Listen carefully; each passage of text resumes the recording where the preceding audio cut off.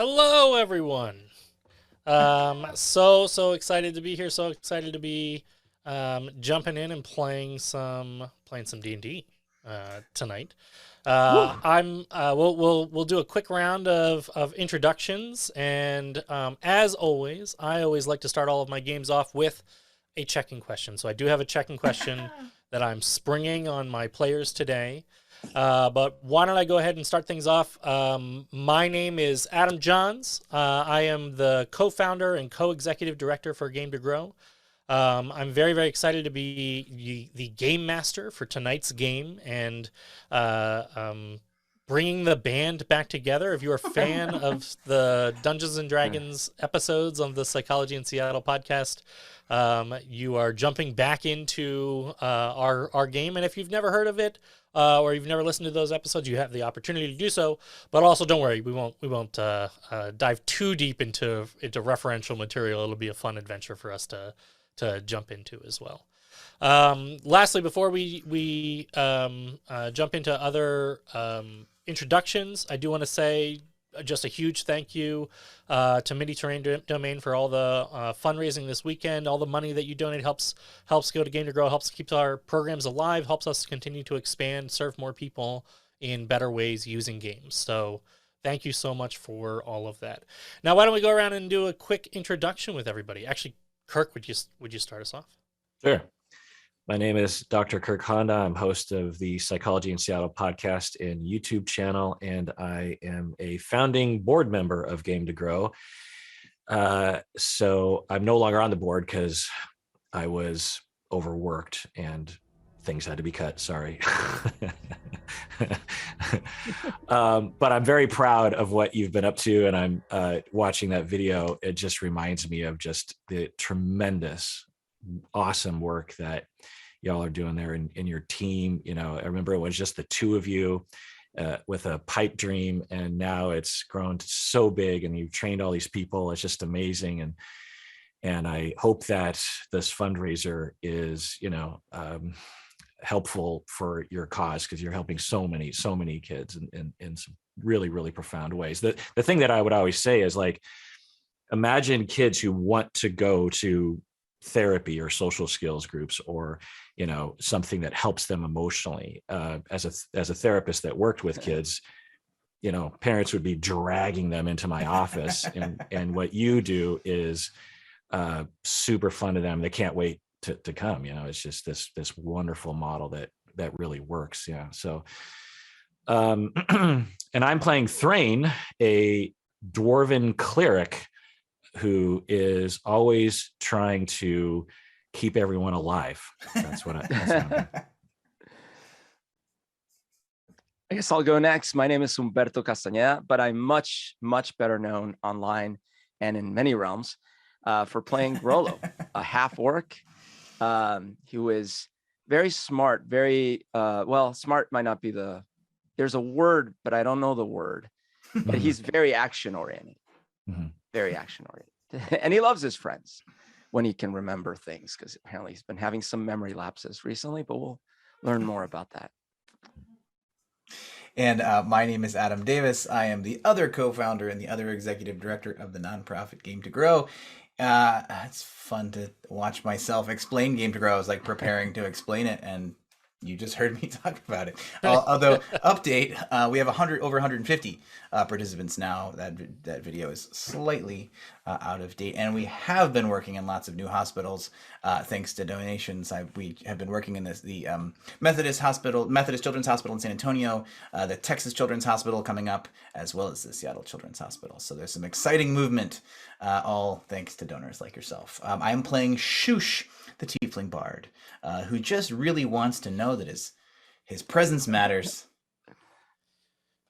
And we actually are getting the band together in a way, right? The band back together. We literally did play that in a band. And actually quite literally. So for anybody who has listened to the Psychology in Seattle Dungeons and Dragons podcasts, you would know this, but if you haven't, you can know, just to catch everyone up to where we are at. This storyline, these amazing adventurers basically saved the realm from Groomsh, invading the world, the material realm, and causing a mass chaos and destruction. And they prevented all of that from happening through a huge event. But during the course of their saving the world, they also formed a band. That's right. And whether it is because of their saving the world and the fame that sort of came along with that, or whether it was because the band's music is tremendously good, the band after the course of that became very well known.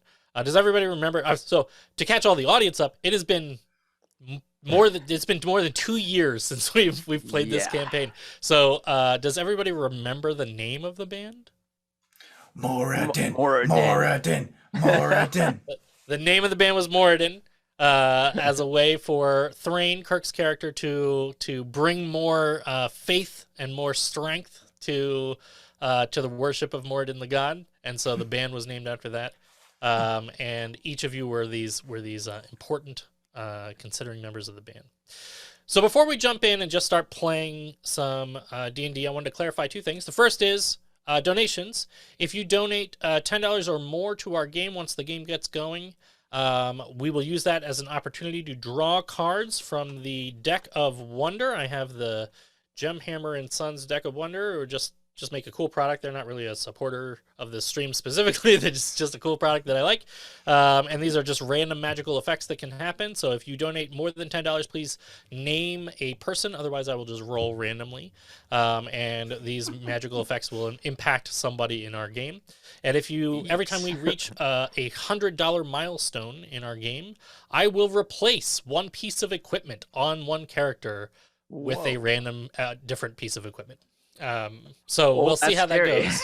It's all going to tie into our game today, but stakes. But I'll explain how that happens. Like I might be wielding my rapier, and all of a sudden it turns into like a balloon animal, or like a pool noodle or something like that. Yep. Okay, absolutely. Wow. You're gonna have to roll with those punches. Awesome. So we'll see how that goes as well. Before we do all of that, as always, I always like to have a checking question for my group. As a way for us to bond with each other, for us to get to know each other. My checking question for you today is, what is a prized possession that you have? That could be anything. That can be a thing that is emotionally meaningful to you. It could just be a cool thing that sits on your desk that you like to fiddle with. And what is a prized possession for your character, which apparently may be replaced by some other random mundane object. Who wants to start us off with a prized possession that they have? I can go. All right. So I will talk first about my own prized possession. Okay. So I had this table custom made by my cousin's husband. What's a cousin's husband, by the way? Is that a second cousin twice removed? I think it's a cousin-in-law. I think it's an in-law cousin. Yeah. My cousin, but it turns out she's not really my cousin. She's my aunt cousin. So it gets even weirder. I could go into a whole side story about this. We can never get to the game, but no, I had this table custom made. I'm a huge fan of the Sandman graphic novel, Neil Gaiman. And I just had this idea. Oh man, I just want this table that looks kind of like a cloud, like his dream bubbles. And it's got him on it. And he just like knocked it out of the park. It's amazing. It's got the main character on it, and then the legs are shaped like spines, like skeletal spines, because his helmet had a spine from a god, and blah blah blah. Anyways, the table is amazing, and that's my prized possession. That's and awesome. then I mean, I literally use it to put coffee on it, but it's awesome. I also eat sushi off of it. So. And then my Grollo prized possession. Well, that's interesting. So he received in our last campaign a maul from his father, and I believe for sure at this point this has got to be his prized possession, because he had thought his father to be evil, and he was like ready to kill him. And then he had this big reunion, and when they finally made peace, then they ended up actually really bonding and stuff. And then he got this thing, which is now super special to him. And it's got an inscription on it, which he can't read. So he doesn't know what it says. It says Craig's Mall, but that's right. But he doesn't know. Also his father couldn't read, so he didn't know And what his it said. father doesn't know either. It's like, here. It's like, what is this? Who knows? While we're sharing our checking questions, by the way, I want to encourage the chat to do the same. Totally join in. We would love to hear your prized possessions as well as we're going through that. Kirk, how about for you? Well, behind me are a billion little prized possessions, but I'll choose one, which is my stuffed animal that is named Sam. He's a dog. He's up there, but I can't get him because I'm strapped down with this situation with my headphones and stuff. But and it was not only a stuffed animal from when I was a kid that I love, but I also bought it with my own money because our dog had puppies and then we sold them. They were miniature schnauzers, and the kids split the money. I don't know why, but then I bought my own stuffed animal with my own money at the age of 4 years old. For Thrain, I was trying to think about what was his prized possession, but so I'm going to make something up that I didn't think of before, which is that when he was transported to heaven during that critical moment to meet his worship, Moradin, the god of all dwarves. Correct me if I'm wrong, Johns, but I was given a spiritual hammer that disappeared at some point, right? Supposedly Moradin's hammer.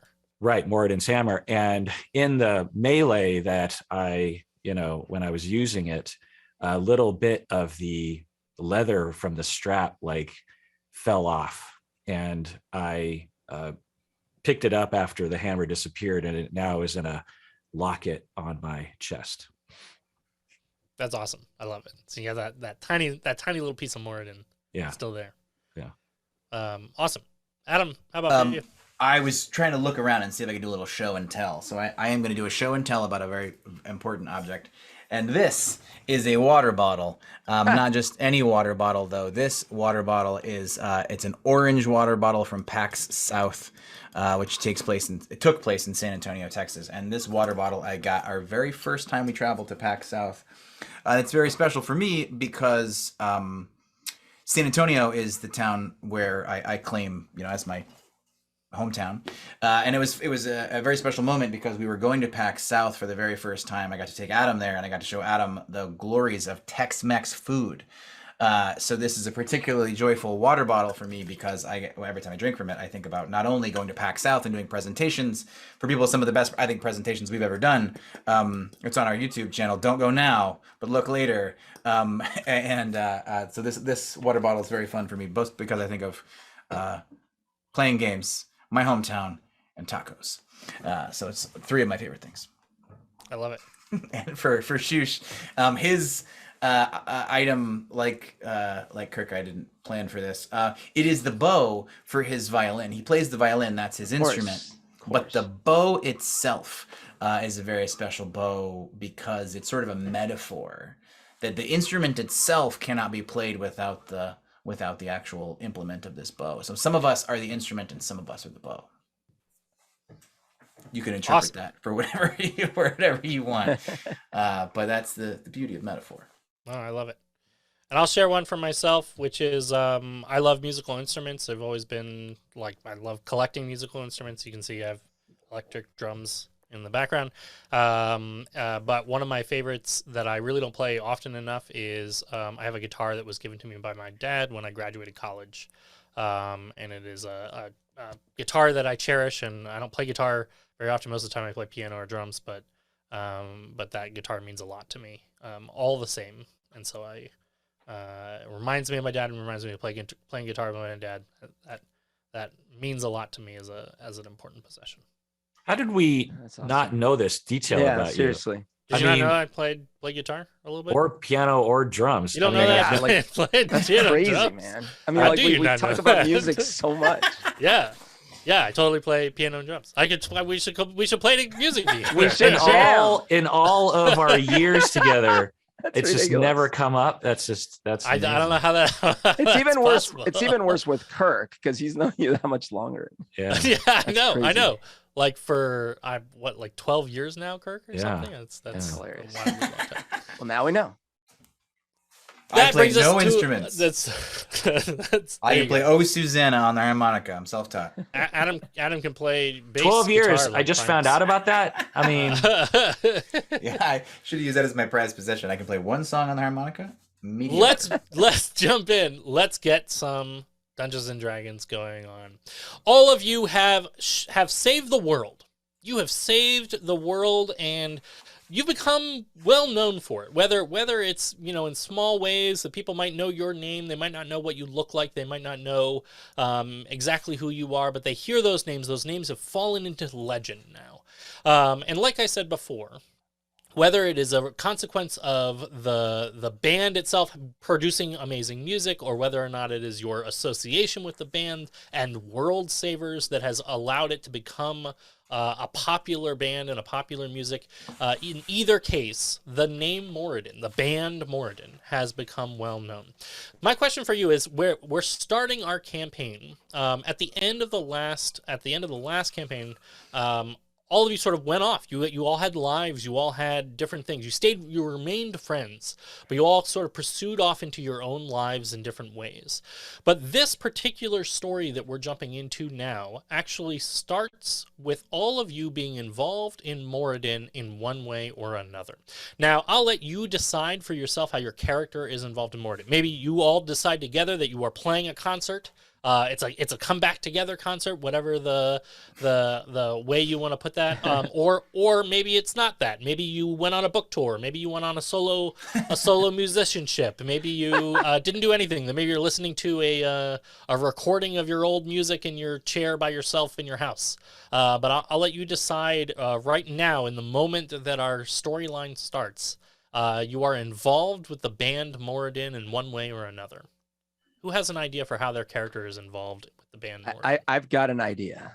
All right, go for it. Well, so what happens is I woke up this morning, and my head was really hurting, and I was lying down. Oh, I thought that we were going to. Yeah, I was lying down on my floor. I think it was my floor. And then when I turned over heavily, I was like, who am I? I was like, who am I? And I couldn't remember a lot of things, actually, but I remembered something about last night. And I had a little note on my tummy. And of course I couldn't read what it said, but I did see something. There was a symbol. It looked very familiar, and it reminded me of something musical. And then I started remembering something about me bragging about something to some people, and then them not believing me. And then I was like, I will show you. And somehow or other, I get the sense that I've committed myself to playing music in front of some large crowd. But I don't, for the life of me right now, remember who the heck I am and what music I'm supposed to be playing. But that's what I remember. Awesome. Adam, how about you?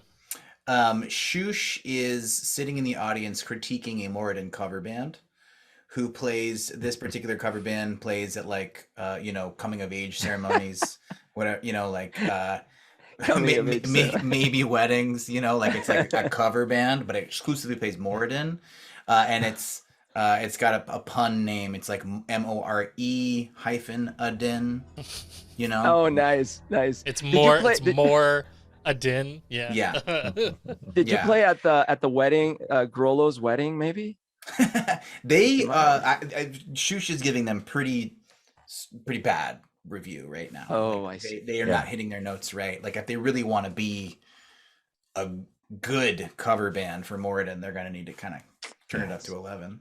more like Lessadin. That sound effect. That sound effect. John. Yeah, the sound effect. Cue it up. No, Oh, there you go. There you go.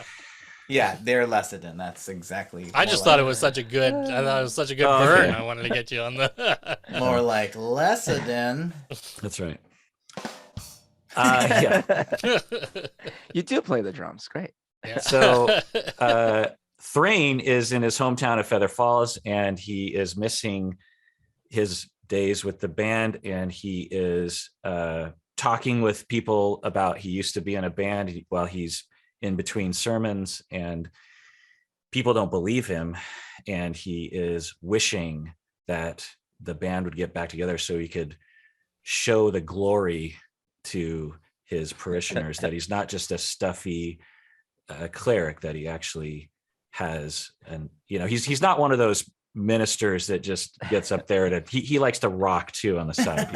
Right. You know the type. Yeah. All of you in your sort of separate places being involved, thinking about Mort in the band and your days playing together. It all sort of gets interrupted as all of a sudden you have a sort of strange sensation come around you, almost like a sense of vertigo or a sense of a sort of dizziness, and then you see yourself standing, and you are standing looking down, and you can see down at your feet is you. And it's a very strange experience. You see you have crumpled to the ground, and you appear to be dead. And as you look around, the people around you, if there are people around you, are panicked. They're yelling. They're screaming. It looks like all of a sudden you have just died, except that you are not there, being dead on the ground. You appear to be looking at yourself. And as you look around you, you can see standing next to you in a tall black robe is a skeletal figure holding a scythe and a clipboard. And he says, "Hello, you are from the band Moradin. I don't know how you escaped the afterlife, but I am taking you back. You've been dead for 100 years. How dare you try to outsmart the Grim Reaper? Okay, come along with me. You've died." Whoa. Wait, what? First of all, who's that woman screaming right there? Second, what? Like, I went out last night and I think I had fun, but who are you? What are we doing here? Why am I on the floor? Is that even me? Is that what I don't look like that. And I'll say, especially because apparently the Grim Reaper is collecting all of you at the same time. You can all sort of see each other. It's almost like a haze connecting all of your reapings all at once. So it is one Grim Reaper, but you can now sort of see each other across space in this moment that you are all together. He says, "No, I have on my records right here that you have been dead for 100 years. You've been performing in the afterlife as the band Morden, and you are about to perform in the Battle of the Bands in the Afterlife. By Morden's hammer, we will be there to cheer on the death and the destruction." Who are you? I don't know how you escape. Who am I? I am the Grim Reaper. No, not you. The short one over there. It's Thrain. It's me, your old pal. What? Oh, golly. Oh. Did you drink too much last night? Is that what happened? I don't know what happened. One wild hangover extends into afterlife. I'm starting to remember stuff. Like, who's the other funny one with the funny thing? Bugs Bunny. That's Shoosh. Oh, you mean relevant to you. I'm sorry. Shoosh. You don't remember me? No, I do. It's just my head, but my head is down there. So I don't know. It's all coming back, I guess. Yeah. Well, Thrain, if you think we should play in the afterlife, I suppose it's nice to see that, my passing had an effect on everyone around me. So I suppose that's good. I guess if that's my silver lining. Yes, it's a good gig. It's the best gig. Does this involve me playing music? Yes. You're the singer. I promised I would do this last night. So you're the singer. You're the singer. Oh, I have a beautiful singing voice. Very good. I don't know how all of you have been able to be back in the real world when clearly you've been performing in the afterlife.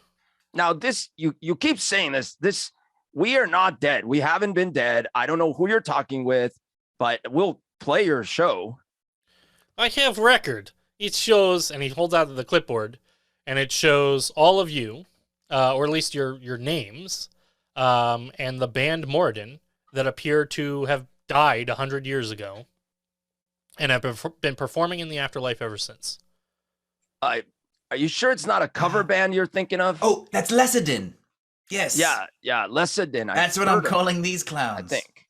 And he does look over and he goes, "They're terrible." Yeah, I know. I'd rather be dead than listening to that. It's No. terrible.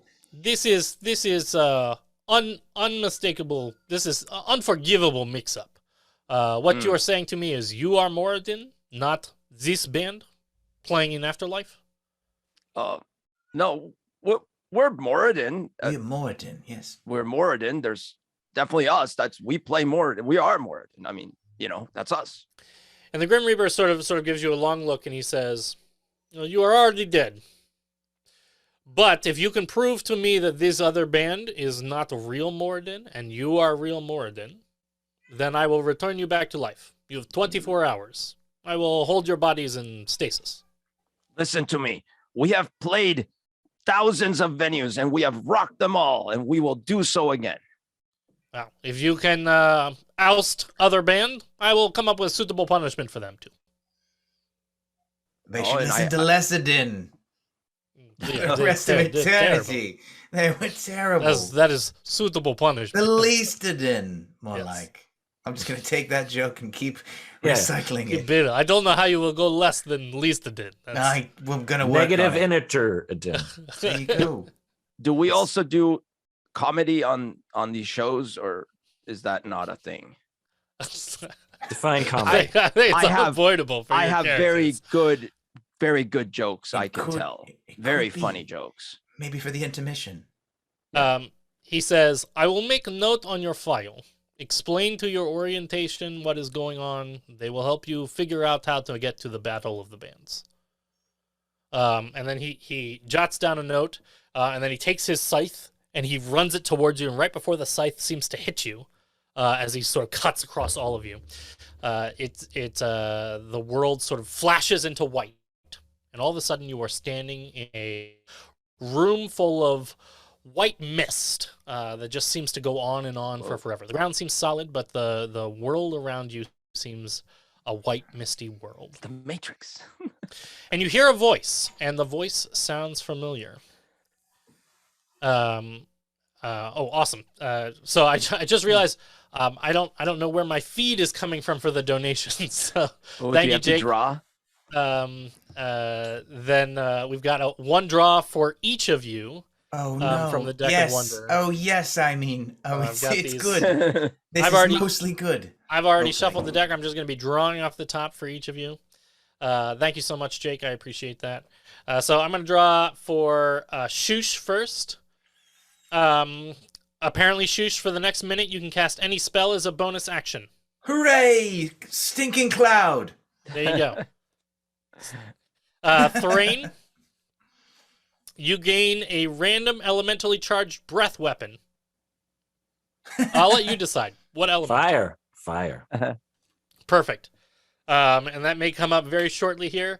And Grollo, a demi-plane of alcoholic beverages is created. Oh. It doesn't say that you have access to it. It just says that it was created. And you want to go there. I'm going to say, Grollo, you're aware of its existence.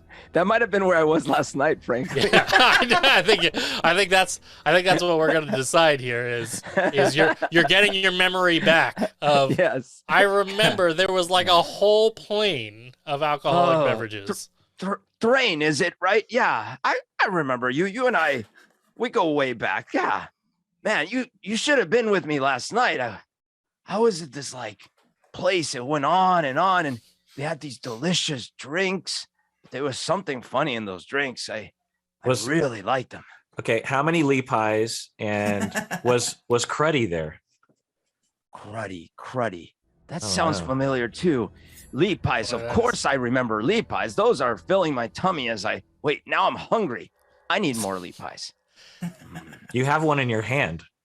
Oh, Um, more as Lee you're pies. as you're all talking, you hear a voice coming through the cutting through the mist that says, "Finally, an opportunity to really interact with people from my life. Oh man, who could have thought that it would have been you? And I'll say, because I'm sure that it's been 2 years and none of you would remember this The voice character. sounds familiar. All of you remember this voice. All your characters remember this voice. This is the voice of Justin. Justin was this small orc who you killed, who was trying to torture you in the middle of the giant orc encampment. And then you killed him, and then you pretended to Weekend at Bernie's his body through the orc encampment. That's right. Didn't one of you strangle him with your legs or something while you were dangling from, like, you broke his neck or something? There was that. Yes, I believe that's Sonya Blade action right there. Yeah. He steps out of the mist toward you, saying, "Finally, a chance to repay my debts." Towards you. Stinking cloud, stinking cloud, stinking cloud. You make a stinking cloud? Yeah, as a cantrip, because I can. You just my third level spell, stinking cloud. I'm trying to hide it in the mist. What is it? Just a wait. Is it just a smelly fart? Is that what you're doing? It's a cantrip. It's a cantrip. I must have been the donation. I don't know. I can't. I'm not sure. What is that scent? I need to find out. I kind of like. I think someone gave $10, and I've got stinking cloud, stinking cloud, stinking cloud, stinking cloud, stinking cloud. Get away! Stop for a second. Let me ask this creature. Your voice sounds familiar to me. Oh, it should. Do I know you? I should hope so. We shared a special bond, a special moment together. I can't believe you wouldn't remember me right off the bat. Oh yes, okay. Grollo, Justin, you killed Justin. him. You killed him. I what? Yes. Oh, I killed. I understand. I remember metaphor now. Yes, metaphor. I killed you with our music. I understand. You must be one of our fans. You weren't playing music, although I am a great fan of yours. Oh, great. Well, yeah, that's what I just said. Okay, great. Now I understand. Great to meet you again. He starts walking rapidly towards you. And then he gets caught up in the stinking cloud. Oh my God! What is that horrible smell? I don't know. I think it's the smell of generosity. This is a horrible, horrible smell that I'm joining into. But he grabs his hand over his mouth. And he says, "I won't let it stop me." And then he holds his hand out as if to shake your hand. You slap it away. Ah! I just wanted to shake your hand. I wanted to thank you for killing me. This is one of our fans. Here, I'll shake your hand. I'm a fan. Oh, thanks, Grollo. I really appreciate that. I'll shake his hand too. Yeah. Justin, how could you be a fan if you died before you ever saw us? Oh, great question. So I am your orientation officer. Welcome to the afterlife. You are all dead, just like me. I died some time ago after you killed me, and then I watched you horrifically burnt Weekend at Bernie's my body in a not particularly good way. I followed you around trying to haunt you, but as it turns out, haunting's really hard to do. You got to kind of really practice at it, so I wasn't very good at it. But eventually I got a chance to see some of your music. Slow down. The part I understood is you saw our music, and we killed you with it or something. And it changed my afterlife. That's great. But what is this about me to be you better. Guiding us? My understanding is we're just here to play a show, and we're going back. Oh, I'm your orientation officer. And with that, he sort of gestures, and some of the clouds kind of clear away, and he's got like a little projector screen. And he says, "Just watch the movie," and it sort of like counts down in like a classic like boop, boop, boop. And then it says, "Welcome to the afterlife. You have died. You are now in what some people refer to as limbo, or the astral plane. This place is an in-between place. Everybody has different beliefs," and then it shows like lots of little cartoon characters popping up with like different symbols of gods. Some of those beliefs send you immediately to wherever you're going to go. And then it shows like one little guy like ascending up like a little escalator, and he's like, "Yay!" up a little escalator. And then another little guy going like, "Huh?" And then like a little devil guy comes over and grabs him and like hucks him down, and there's fire that sort of shoots up. Whatever your beliefs, some places still require a middle ground. and that is where you are now. If you have not yet been sorted, you can attend the temple. And then there's like a little cartoon image of a large building with a huge line of people all standing outside of the building to receive your judgment. But if you have still unfinished business within your life, some people take it upon themselves to return to the material plane or to operate here within limbo. And then there's like an arrow, and you can see Justin now has like scooted himself next to the screen. And he's like gesturing openly to you, and it says, "Your orientation officer will happily guide you through the experience of being in limbo, being ghosts, being dead, deceased," and then it proceeds to just go down and say dead in a whole lot of different ways, as if to like really, really make it clear like you are dead now. And Justin says, "Thank you so much, orientation screen." And the orientation screen says, "Thank you so much, insert officer here." And then the movie turns off, and Justin says, "Does that make it more clear?" More. I want that again. I've never seen something like this. This is more. Perfect. I'll play it again. And then, do they sell meat starts to play pies? again. I'm hungry too. He goes, "Oh, no, you can't. Oh, sorry. I thought you wanted to watch it again. No. Yeah, there's food here. There's the city that you can go explore. But I have a weird note on your file here that says that apparently you're already dead. It says the band Moradin is playing at a concert." Yes, that's us. I'm not sure that's us, Grollo. We just died just now. I think there's imposters. No, it was explained to us. We just go play the show, then we go back to the Lee Pies or whatever. I think somebody may be impersonating you. Yeah, that's our person. We are people. Yes.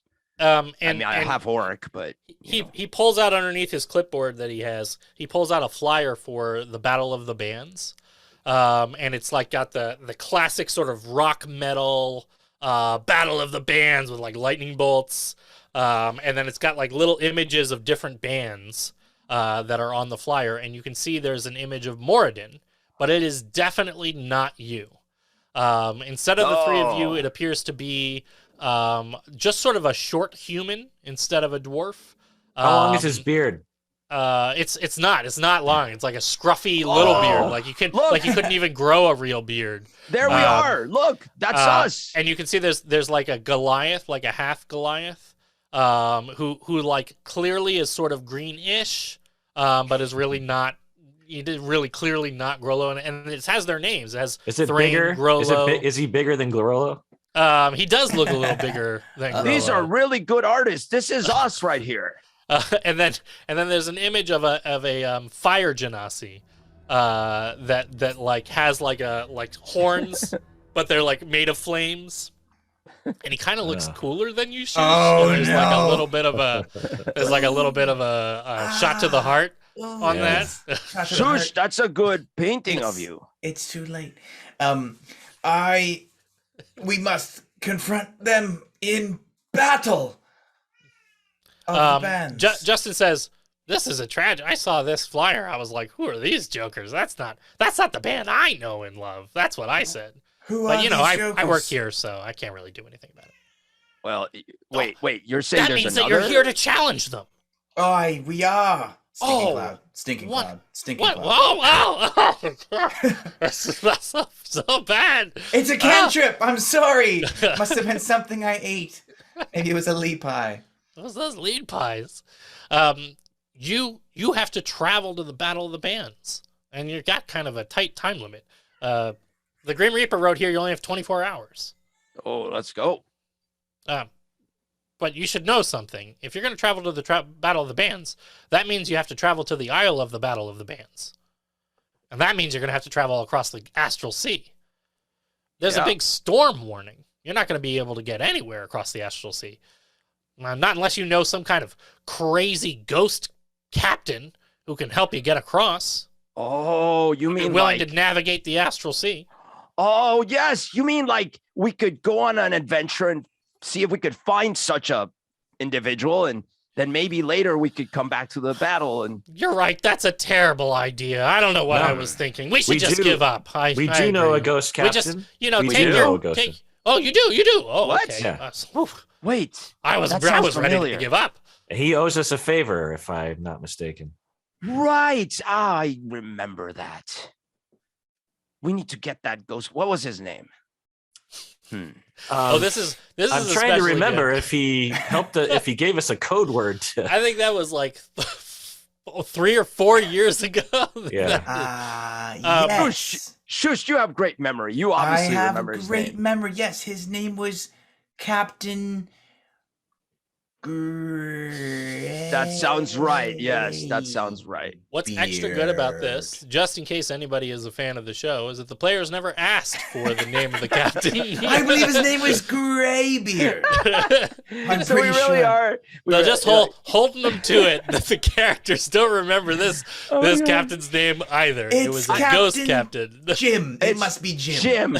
Jim sounds. Jim. That's That gotta sounds be right it. to me. Yeah. It's Jim. I That's believe right. it was Jim. Captain Jim. And how do we Jim. find Captain Jim now? We're in a different astral plane or something. I Oh think well, Jim. if he's a ghost, Jim. he's probably here. I'll let you all into the city. You can go and travel around, try to track him down. We draw a door and knock 3 times and say Jim 3 times, I believe. Yes, that is a good way to pass the time. That's a great. Does that mean great we are idea. ghosts right now? Yeah. So if I go like boo, like you're Whoa! scared. Oh, that's. Oh, sorry, that's I'm just cool. very jumpy. That's cool. No, I'm a ghost too. That's you can't really scare ghosts that way. I always wanted to be a I'm ghost. very jumpy. You got it. It was sort of inevitable. All right, listen. You guys are short on time, and you have to be back here in 24 hours.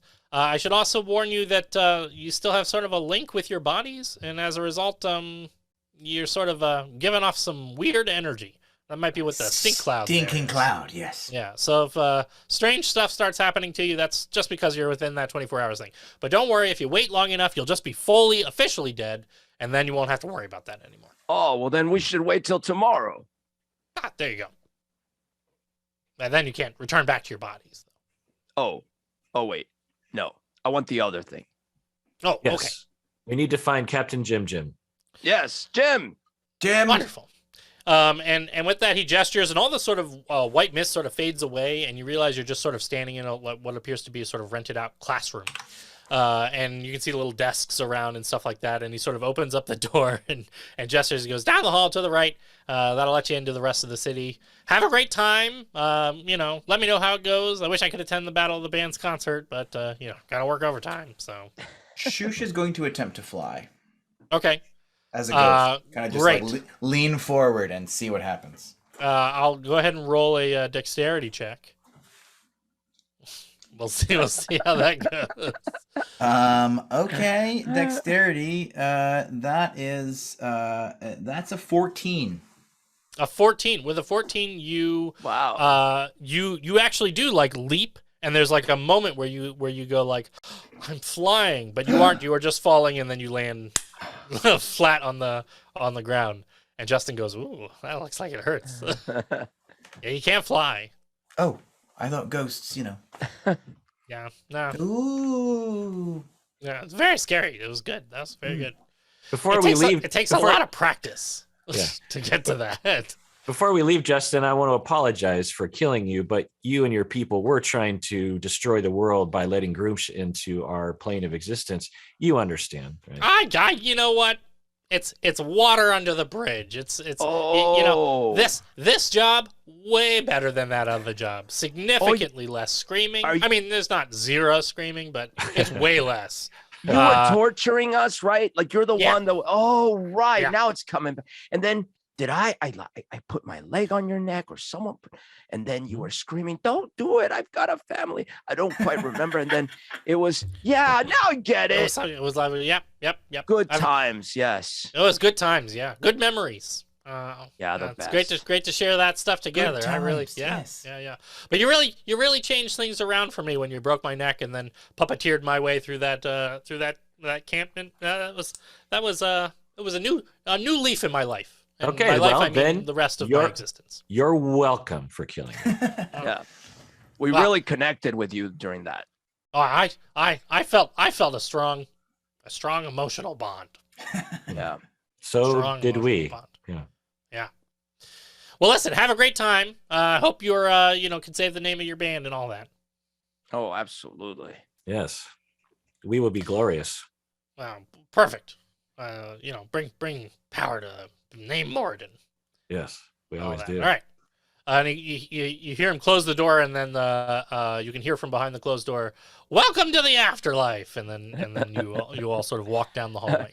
Hey, Thrain, do you mind if I go back and watch that magic thing with the people and the little people? And we don't have time, Gurlo, because we've got to find the captain. We've got to get to the stage, and then we've got to get back. Let's go. Otherwise, we'll come back after. Can we come back? Yes, if we have extra time when we days, come back, we're going to come back Okay. here. Extra time. Okay. We'll watch it to your heart's content. Okay.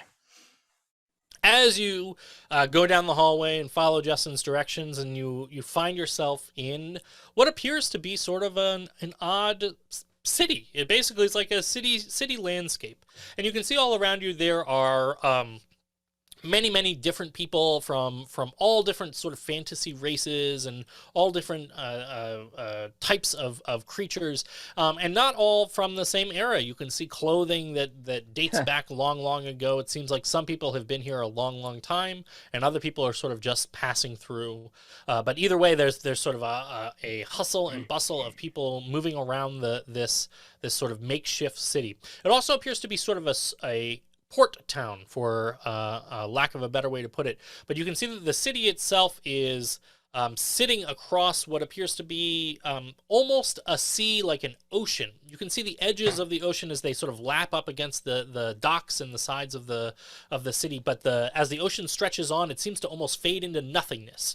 And the sky above you and the world to the sides appears to be just night sky.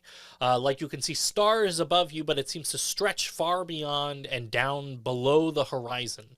The world that you're on appears to have no sort of definition after this place that you are standing. It seems to sort of lack definition as it extends further away. Jim. But there are lots of people sort of walking around and seeming to go about their business here. Jim. So you said there's an ocean? Yeah, you're in like a peninsula of a town, essentially. I think we're in trouble. A dock zone? Oh yeah, lots of docks. They're all over, and in fact, it appears that like all the docks are filled with ships. And you think it might have something to do with, in the distance, you can see that there is what appears to be almost a storm. The storm seems to be made up of a mishmash of colors. It's like clouds and lightning and flashes of light that are happening, but it's far in the distance. It doesn't look like it's coming towards you in any way, but it does look like a very strange looking storm to all of you. I think we're in trouble. How are we going to find Jim if we can't? How are we going to get across all that weird water thing with all those clouds in the distance?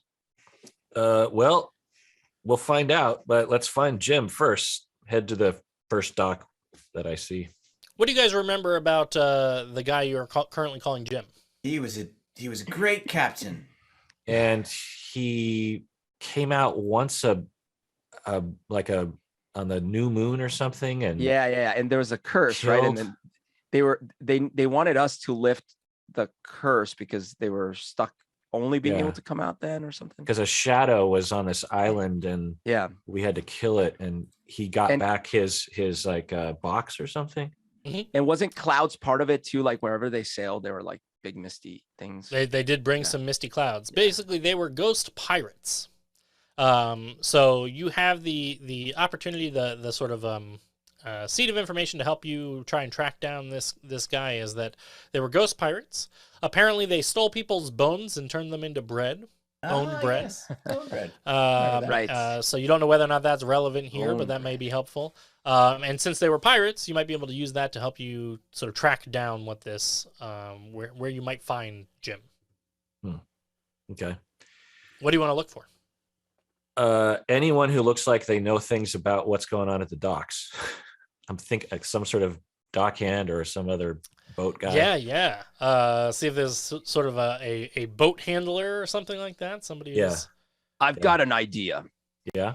Because this guy, Jim, he's a pirate and he's in this pirate ship. and I'm very hungry. So can we find food?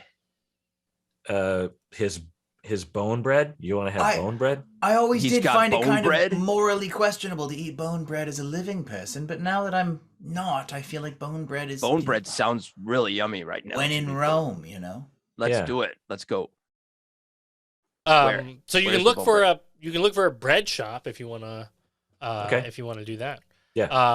Awesome. As you're wandering around, you can see that there are many different shops. There's all sorts of different clearly professions that are held here in the afterlife, but they do all seem a little bit I don't know, unusual. Like there's drink shops, but the drinks that they serve seem all like ectoplasm and goo and things of that nature.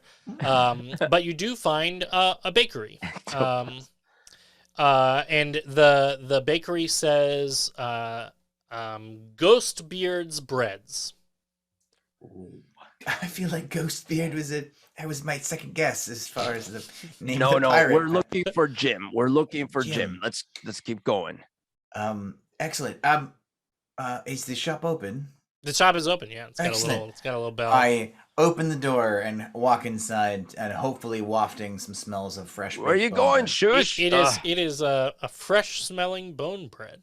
And you hear a figure sort of yell from the back, and there's like a nice countertop space here, and they've got a little display cabinet where they've got all sorts of little pastries and stuff like that. And somebody sort of yells from the back, and they say, hold on, I'll be with you in a moment. Just finishing up a batch down here. Welcome to Ghostbeard's Breads. It's the freshest bone bread and bone flour that you can buy this side of the afterlife. What can I do for you? And as he crests into the main area coming in from the back room, he kind of looks at all of you and he goes, it's finally happened. Welcome! And you recognize instantly that Ghostbeard, apparently the pirate who helped you and you helped so long ago, comes scooting out from behind the thing. He's wearing an apron. He appears to have sort of bone bread dust all over him as he comes up, and he says, "It's amazing to see all of you. You finally died. I'm so happy for you." So good to see you too. Listen, we're looking for a guy named Jim. Adam, do I have any time left in my deck of wonders? Yeah. Spells? You're right at the edge of it, I'll say. I was gonna cast Charm Person on whoever this person was to get information out of them. So I've got Charm Person sort of ready. So as soon as he walks in, I cast Charm Person on him. So however friendly he is, he's extra charmed because I have charmed. any spell as a cantrip. So I'm kind of just like Gatling gun, Charm Person. She's just- Yeah. There's like lots of people from the you were like walking down the street like charmers. It's like a whole cadre of fans. Oh no, it's full on Spider-Man 3 Tobey Maguire. They're banging on the shop doors. Yeah. As you have to like shut him out from chasing after you. Yeah. You see he gets hit by the spell, and he goes, "Did you just cast Charm Person on me? I love it!" And then he gives you like a great big hug. And he like picks you up, Shush, and he's like he's a giant guy, like a really huge. He's not bigger than Grollo, but he's a big enough guy that he like picks you up and gives you like a very warm hug. And he does have a spectacular sort of large bushy beard that is almost flowing, like it's underwater, but it's not underwater away from him. And he goes, "Grollo, Shush, Thrain, it's wonderful to see all of you again. After that big battle and everything like that, it was nothing. It was all we could do just to help out, and you did so much for us. We have bone bread for days and days. We've bone bread for years, thanks to the stock that we were able to bring back, and now we're actually can, use the bone bread instead of just eating it on the ship and everything like that." Can I ask you a question? When you say it's very fresh, what does that mean for bone bread exactly? Oh, great question. Yeah. So you can harvest bone bread after somebody dies, but that's not a good. It doesn't have the flavor. It doesn't have the real taste, the tang That's what you're looking for. When you're getting the bone bread, you want the tang in the bone bread.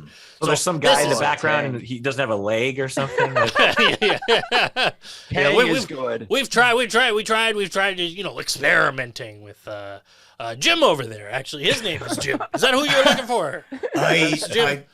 Jim, I appreciate your service. He goes, try the cinnamon rolls.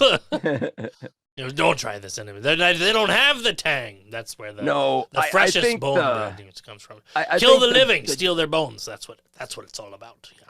The Jim thing was we didn't understand. We hadn't seen you in a long time, and so we thought that the guy that's going to help us was you, but it's this other guy, Jim. Oh, sorry, Jim. It's not you. Go back to what it was you were doing.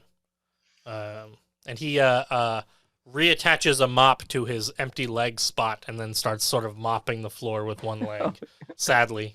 And it plays sad music in the background. It plays Christmas time is here. He sort of hangs his head down. He goes, well, what brings you to the afterlife? How'd you die? it's a mystery, actually. But we have 2 favors. One, bone bread for Grollo. And 2, get us through the storm to the Isle of the Battle of the Bands. Oh, that's an interesting one. And as he says that, he grabs a loaf of honey bone bread, and hands it to Grollo, and he says, "Give that one a try, there, buddy. It's good honey bone bread. Yeah, we steal the bones from the honey itself. It's hard to do. I got a thing. So that's the good. That's the good. Yeah. Oh, there you yeah. go. That's the good. Make sure you eat Fresh. that too. I Yeah, should. that's very good. Yeah. I'm Through curious the if you have storm, any you say. breakfast treats, maybe a scone. I have a Danish.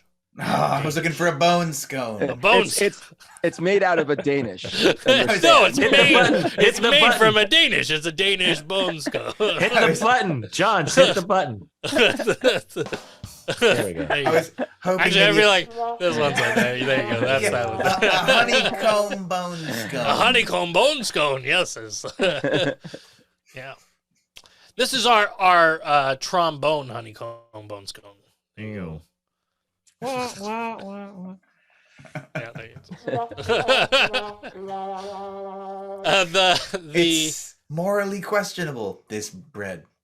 It's Still even now. I feel Yes, kind of awkward yeah. about this. Yeah, well, you Yeah, are this is stealing, really, the bones really of morally living questionable. people. Yes. Yeah. I like morally questionable. Thrain, Uh, what's morally questionable? Tasty. Yeah, I agree. I gotta tell you, the bread I can provide, what you're talking about, sailing through that storm, that's the kind of thing that only a crazy captain with no real morals, who has no care for his crew, who has no qualms with being obliterated into the epiphany of endless existence, that only a truly wild-eyed captain, not obsessed with his safety or the safety of any of those people around him, would ever try to sail through an astral storm. Jim? Jim, yeah, Jim's the one, right? Is it Jim? Because I would have sworn we're here for Jim. It's Jim, right? No? Jim, you want to do that? He goes, yeah, I'll do that. Yeah. I Come all on right. here, Jim. Let's do it. All right. Well, Jim will do it for you then. I knew we were here for Jim. I thought, Jim, take the skiff. See if you can get him to the Battle of the Bands. That seems important. Jim, can you still pilot the thing if I have a little chew on another bit of your bread? You're going to eat my other leg? No, never mind. Just, whatever. Let's just go. I mean, it is hard to pilot. It's hard to pilot through only having one leg already. I could hold you up and, Yeah. one arm hold you up. I don't think you quite understand how bone bread is made. It's like a process. You don't just eat the leg. You have to distill it down into bones and stuff. Right. No, I can hold you up. Yeah, that's fine. Wait, Jim, did you make your own bone bread out of your own leg? Yeah, it was an experiment. and I wouldn't say it failed so much as it produced bread that was not very tasty. But like as an experiment, I think it was a success. We learned a lot, and Okay. I like to measure my success from having a learning experience. Jim, what'd how you- do you what'd feel you- about pirating a ship through an astral storm that might make you into a oblivion? Yeah, that sounds okay. Yeah, I would do Great. that. Yeah. Charm person, how about now? Yeah, I would do that. Yeah. Charm person again. Charm person again. I feel like you seem like a pretty cool individual, Yeah. and I think I'd like be very All right. enthused. I would say like I'm sort of filled with a tremendous amount of enthusiasm. Right. To Also- go along with your mission. It's also morally amphibious. Not so much or you though, whatever. buddy. More that guy. Yeah. Oh, well, either No way, offense, we gotta you know, go. it's just- We gotta go. We have a band practice that we have to get to. The captain says, Jim, good luck. Don't get sucked into oblivion. And sort of slaps him on the back a little too hard, and Jim sort of stumbles forward. And he goes, listen, the skiff is yours. If it gets sucked into oblivion, don't worry. It was my brother-in-law's skiff, and I don't like him very much. So go ahead and take it wherever you're gonna go. But be careful. It is oblivion. And as he says that, his voice sort of echoes through the room, and he goes, "Jim will explain to you, I'm sure." And then he hands you like a box, like a nice little box full of baked goods, and he says, "Hey, Ooh. you have a great time, and come back. If you don't get sucked into oblivion, make sure that you come back and visit us again before you return to your life. If that's the path you're going." Oh, I'm That coming is- back for more bone bread for sure. Perfect. Have a great time. All right, Jim, And Jim lead says the way. like, "The skiff is this way. Let's go ahead and track that down." Thank you, Jim. As we're walking, as you're, He as still we're has walking, a mop foot, so he's sort of like clunk, plunk. as we're walking, he sees Grollo sort of like sniffing the side of his other leg. Oh, Grollo, what has happened to you? You've gone full cannibal. Nice morally questionable behavior has gotten a little bit out of hand. It's got a little out of hand. Jim escorts you to a small ship, big enough for you and the three of you and Jim to all pilot together, but definitely not a very large ship. I wonder if we would have had a bigger ship if we would have taken Captain Ghostbeard. Oh well. Almost definitely, yeah. He's got like a big ship. It's right over there, and he points, and this is like a giant galleon. So we've got cannons along all the sides, and What's awesome is that he was about multi-sail. he was I feel about like- to volunteer himself, and then Yeah. we were like, "Well, can Jim do it?" And then he's like, "Oh, phew, saved by the bell." All Gosh right, well- darn jokey role play times. Well, Jim, I'm so glad you're our captain. Wow. Yeah, I I'll- feel pretty good about it. I've never captained the ship before, and I think this is like a good opportunity to really learn on the ropes. It Um, looks like there's a card. We've got a card. I'm gonna roll a dice because we don't have a Alright. specified person for this, and I'm gonna include Jim in this dice roll. Nice. So that means that it is Thrain. Mm. Oh, Thrain, your pockets fill with 20 acorns. oh, And whenever they hit the ground, a tree instantly grows. Uh-oh. whoa, Oh. that could be useful. One falls out, and then I think Moradin is showing me the path, and I hold on to the 19 other ones. Yeah, perfect. It erupts from the docks into a tree that sort of sprouts out, and it's taller than the skiff that you are now boarding. And Dude. Jim kind of goes like, "Oh yeah, that's probably not a good idea to bring on the ship, but you know what? I'm okay. We should try anything, really." I cinch up my pouch very, Very tight. clearly. Yeah. All of you board the ship, and Captain Ghostbeard sort of on his other galleon ship, he sort of waves goodbye to you, and he goes, "Good luck out there. Have a great time." As he's, like, Goodbye. loading pallets full of bone flour into his shop. And now all of you I are yell, sailing out into the "Save astral me sea. some fresh bone bread." He says, not getting the freshness about it. he says, "I can't hear you," and then he waves as you sail away. Jim explains to you the way it works in the afterlife. He says, "So I guess I gather that you're like all kind of new to being dead and such." Yes. Yeah, wonderful. No, So we were told we were dead for 100 years. it's worthwhile. Oh, okay. So I guess you've done this for a while. So stop me if you've heard this before. But all of you are. So you're all dead. If you die here, generally, you just go back to orientation. You just sort of show back up there. So if you I run like someone through orientation. or something like that, it just sort of sends you back to orientation. It's really not a big deal. However, I should specify that if you die from being out in the astral sea and your soul is absorbed, that's sort of your being in this place. It's absorbed, then that's really bad, and then you just sort of become oblivion, which is another way of saying sort of nothingness, or we don't actually know what happens. I like to imagine that you go off to another second afterlife, but that's just me. And then what happens? Well, and then you never return, and you Okay. can't, go on to your other afterlife if you ever choose to do so. Hey, can we try a thing where Thrain, you throw one of those little things on the ground that has the tree, and then I think if you wait there in that spot, then that you might be able to fly like that. Yeah, might sink our tiny ship that we have here, Oh, just as a, because trees have roots and such. Hey, right. Grolo, dig the brainstorming. Just spitballing. Just Love it. just saying, I just wanted to offer in, Yeah, we'll table that idea. We'll table Okay. it. could be useful later. Yeah. As your ship is sailing forward and sort of catapulting, it's actually a pretty fast little skiff, which is pretty nice. He says, "You all are gonna attend the Battle of the Bands, right?" We're Did in you, the Battle of the Bands. We're going to win the Battle of the Bands. Oh, good. We Yeah, we that are sounds the great. Battle of the Bands. I didn't see any luggage, and I was wondering if you had instruments that you brought with you.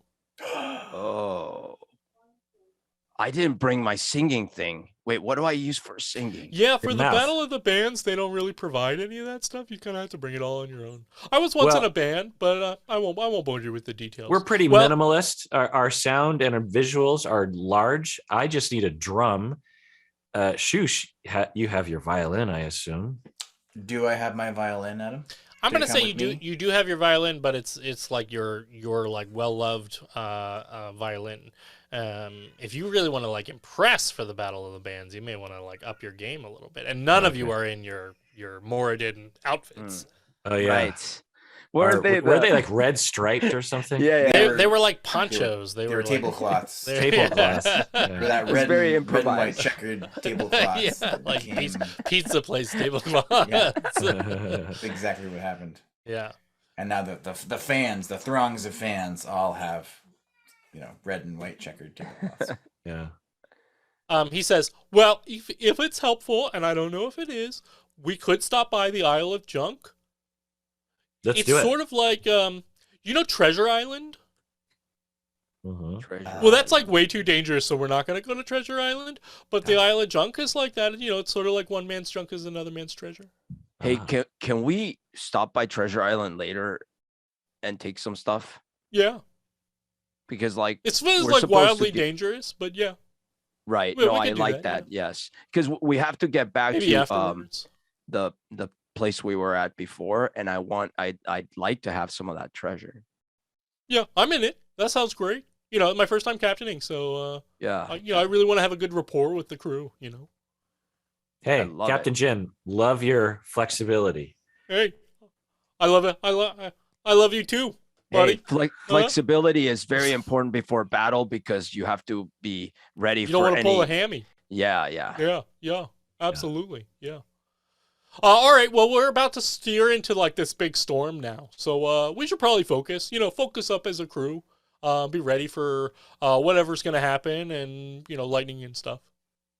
Well, I'm used to being underground and mildly comfortable being above ground, but not so great on the sea. So I'm just going to hold on to this, whatever you call this tall thing, and I'm just going to pray.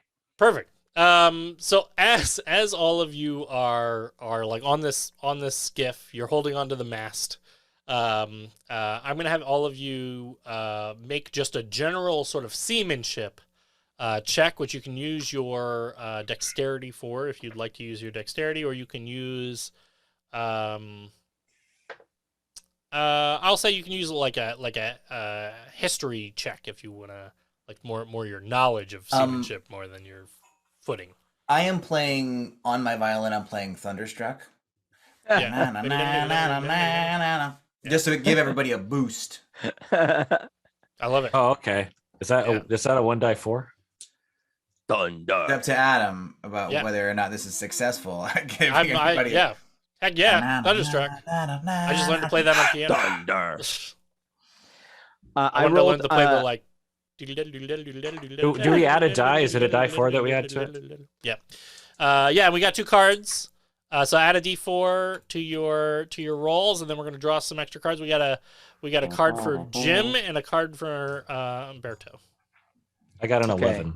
I got a 13. Appreciate people calling out Jim, getting him some cards. So I add the D4 to whatever I rolled. Yeah. You add a D4, the roll a D20, and then add your dexterity bonus. Yeah. Okay, so I got. All right, so I got 14. Okay, none of you are spectacular, but none of you did terribly either. You're all kind of okay. And I'll say, Thrain, you are doing. You're not as seasick. Maybe it's because it's a small ship, but you're not quite as seasick as you usually are. But you're definitely like stumbling around. We've got 2 cards. So our first one is for Jim. He grows an eye that he can see out of on the palm of each hand. Eyes without a face. That's particularly unfortunate because he needs his hand for steering and stuff. And he can't just poke himself in the eye with the steering wheel whenever he tries to grab on his steering wheel. He goes, so this is a little unfortunate. I seem to have grown like some amazing sight out of my hands, but unfortunately I can't steer the wheel. So somebody probably is needing to take the wheel now. I can help you. Not This me. has never happened to me before, and I just want to know, I want all of you to know that I am willing to tackle this challenge along with all of you. So I go up to him and I'm offering my help, but I also poke at his eye in his hand. I'm like, poke. Oh, it's actually worse than that because your fingernails have grown 4 inches in length. So My Gorilla's fingernails? yeah, Gorilla's fingernails grow 4 inches in length. Okay, so I you go. have extra long fingernails. That is when I notice. So I hadn't noticed until I go poke, and then I assume there's some bad reaction there. And on top of that, I'm like, oh! And then I go to reach for my face in horror, but I accidentally stab my face with my tail. Like, oh! Jim says, I don't want this to be received as like critical feedback, but that was quite painful when you poked my newly formed eyes that are in the palms of my hands with your exceptionally long fingernails. I have like claws now. Actually, this is kind of cool, but I just hurt my face with them. Can we fight someone right now? I want to use these. Yes, we're steering into it. As you steer the ship into the storm, you can see the clouds sort of looming above you. Can I close my hands now? I don't know. You're sort of just doing this. Like you're doing this. Like this. This is steering like this, I think. It's like maybe cupping over top. The Gorilla who can drive. As you steer into the storm, you can see the storm seems quite unusual. A couple of things seem very unusual about it. The first is the clouds are of many different colors. They seem to be almost shifting and changing. Like you can see the outlines of the clouds stronger than you can see the clouds themselves, like the silver lining of the clouds. But they are dark, ominous clouds. It's just that the silver linings seem to be almost rainbow, shifting and changing colors. But the other thing that seems really unusual about the storm is that the rain isn't falling down, it's falling up. It seems to be pulling whatever the astral sea is, which you're starting to realize might not actually be water. But it is pulling whatever the substance is that is the astral sea up into the clouds. And this has a strange effect on the boat, which is that the boat keeps sort of lifting up and then falling back down into the water, causing it to sort of shift up and down as it gets pulled up by the by the rain that is pulling at its bottom and then smashing back down into the water. Jim, who is sort of gripping onto whatever he can with like the tips of his fingers, and he goes, "This is really bad because like I didn't think it would be going in this direction. Usually rain falls the other way." And as you start to drift more into the sea, I need everybody to make me dexterity saving throws. I know these are your favorite ones right there. Yeah. I got a 10. 18. Is it? I forget 5 point. Oh, is it just Dex? Is that Al?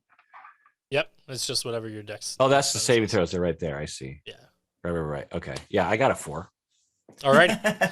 Grollo, you managed to dodge out of the way, but Shush and Thrain, both of you get hit by lightning bolts as they strike out from the clouds around you, slamming into the boat, and they start to create some small fires on the boat after they hit you as well. Thrain, you take 8 damage, and Shush, you take 10. Ah! Oh. The lightning bolts slam into you. You almost feel like your whole soul is vibrating, is like a pain that shoots through your whole soul. Grollo, since you're the one who didn't get struck by lightning bolts, you see a strange sight up ahead of you. In the middle of the storm is what appears to be a giant.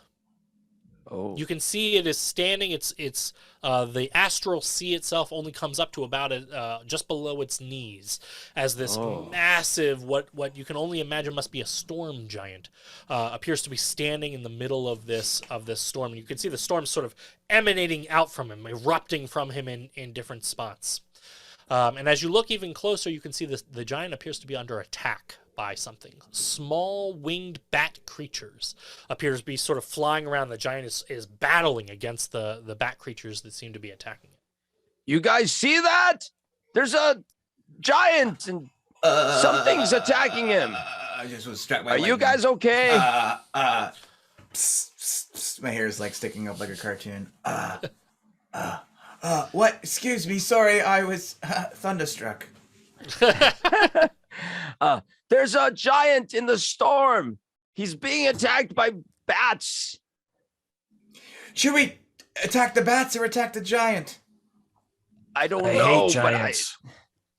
Those are probably oblivion bats. Those are like little creatures that can sort of suck your life force away. Who's I life have- force? I have anti-bat claws I've never seen them before. now. Oh, that's true. The ship is headed right for the giant. You're pointed to the middle of the storm because that's where you have to head anyway. So the ship is sort of like slowly picking up and then slamming back down toward in the direction of the giant. What do you guys want to do here? Can I interpret the body language of this giant oblivion storm giant and interpret maybe this storm giant would like help us if we could clear out the not bone bats, but the oblivion bats. Or whether the oblivion bats or maybe like they would do us a favor if we were to like feed this giant to them. Yeah. Does the bats or the storm giant have eyebrows like this? Who has or like who this? has the Yeah. angry eyebrows? Is the like the life meter above their head red or green? There you go. That's the Yeah. Go ahead and roll an insight check, Shush. I'll let you determine this with an insight check. Great. That is not the highest of my rolls, but I will take it. That is a 15. Oh. No, 17. Sorry, I have a bonus on that. It's a 17. A 17. Awesome. With a 17, you can see a green health bar above the giant, and red health bars goodness. above the bats. I'm intuiting the bats- something very important. The bats look like Minox. They look like they're like winged creatures with sort of circular, Except we're in the- razor-sharp teeth mouths. We're on a. Yeah, you're there. You go. You're in the middle. Can of the I giant room. run okay, so if I let go of the wheel right now, well, I guess I'm not aware because I'm not a captain. So I let go of the wheel The and whole I'm ship trying to- careens in this direction Right. immediately. As the wheel starts spinning as you, Right. the whole ship starts Okay, careening. You're in the that middle of the answers air, my- so it's all like coming down like this. That and answers like my a question sharp because I was angle. gonna run to the front of the ship, but then I have to run back and grab the wheel again. Okay. Yeah. You immediately grab onto the wheel. Yeah. Uh, And I stab Right- myself with my right nails the as I ship. do. Yeah. Jim says that was a great learning lesson, I think, and a good takeaway of You're like so how positive. important Yeah. the process of being Wow. in control is. Jim, you have such a sunny disposition for being in an oblivion storm. You know, I try to sort of really remain positive. I figure like where does the benefit of worry really come from? You know, Well, we're in an oblivion storm. So it's Listen, true. Oh, now- it is harder here. I agree. now I would say it's time to worry Yeah. about that. Jim, I don't mean to worry you anymore, but there's two problems. One, we have to deal with probably both the giant and those bat things. And I'm starting to get really hungry from holding the wheel. Yeah, those are some like difficult to attack challenges, I would say. You know, I'm not so much of a like problem solver. In We're like my learning that. mind, I'm a little bit more of like a problem doer, if you would so phrase in such a way. Right, right.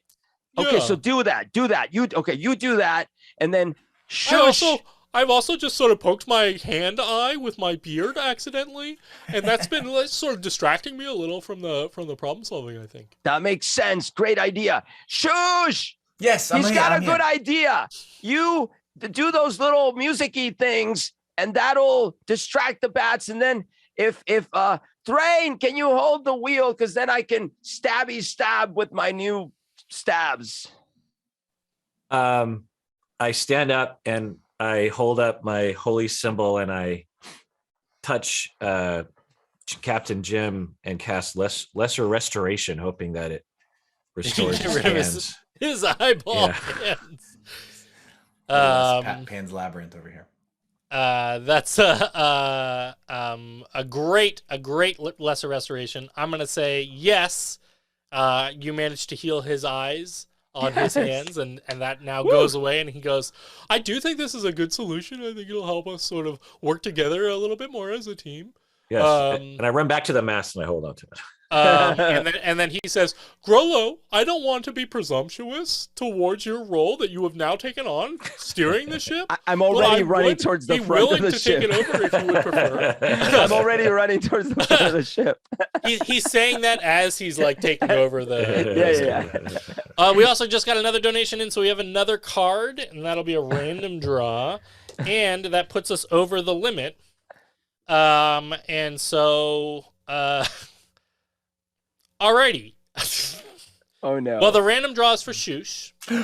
Shoosh, you summon accidentally 99 adorable, sentient, neutral good puppies. Oh, Oh no. I hope Great they to eat have in a Charm storm. as a free action. I hope they eat bats. They immediately just start falling over into the oblivion. Yes. Shush, are you doing anything to keep the 99 puppies on the ship that's careening through space? Oh no! Now there are more bats without wings on the ship. I must stab them. I'm gonna go one better and say let's see. We also have to replace a piece of equipment. So that is a piece of Grollo's equipment, and Grollo, you are replacing your weapon. Oh, no! no. Wait, you still got your And claws though. You still have your claws. You I just still have your claws. my Wolverines, With 99 puppies. but my Your special weapon. maul. And I have a special table here that I have for whenever your equipment gets replaced. Your weapon is replaced with a piece of satin cloth. You now have like a long piece of satin cloth about the dimensions of your weapon. No! Oh my gosh! Well, it's in the very back. It's in my soft. back right now. Right now, it's in my back. So I'm not because I couldn't hold my weapon It's right like now a if I scarf tried. at this point, I think is So, what that something sort of got becomes. just got way lighter, and I'm like, but I'm still trying to like start. I think that the things that just landed on the ship are bats without wings, so I'm trying to stab at them, and I don't know if Shushu want to those try are to the stop him. puppies? You're trying to stab at the puppies. Well, with your because I don't know. I fingernails? just saw like things appear out of nowhere, There's and a I'm poof, thinking, a bunch of yeah. So I'm like, puppies. oh, more bats, and then I'm also trying to like get at bats that are in the air. So, Shush, are you doing anything to stop Grollo from brutally skewering a literal boatload of puppies? So, are these puppies magic puppies? I'm gonna say yes. Do they look like they could be fierce in battle?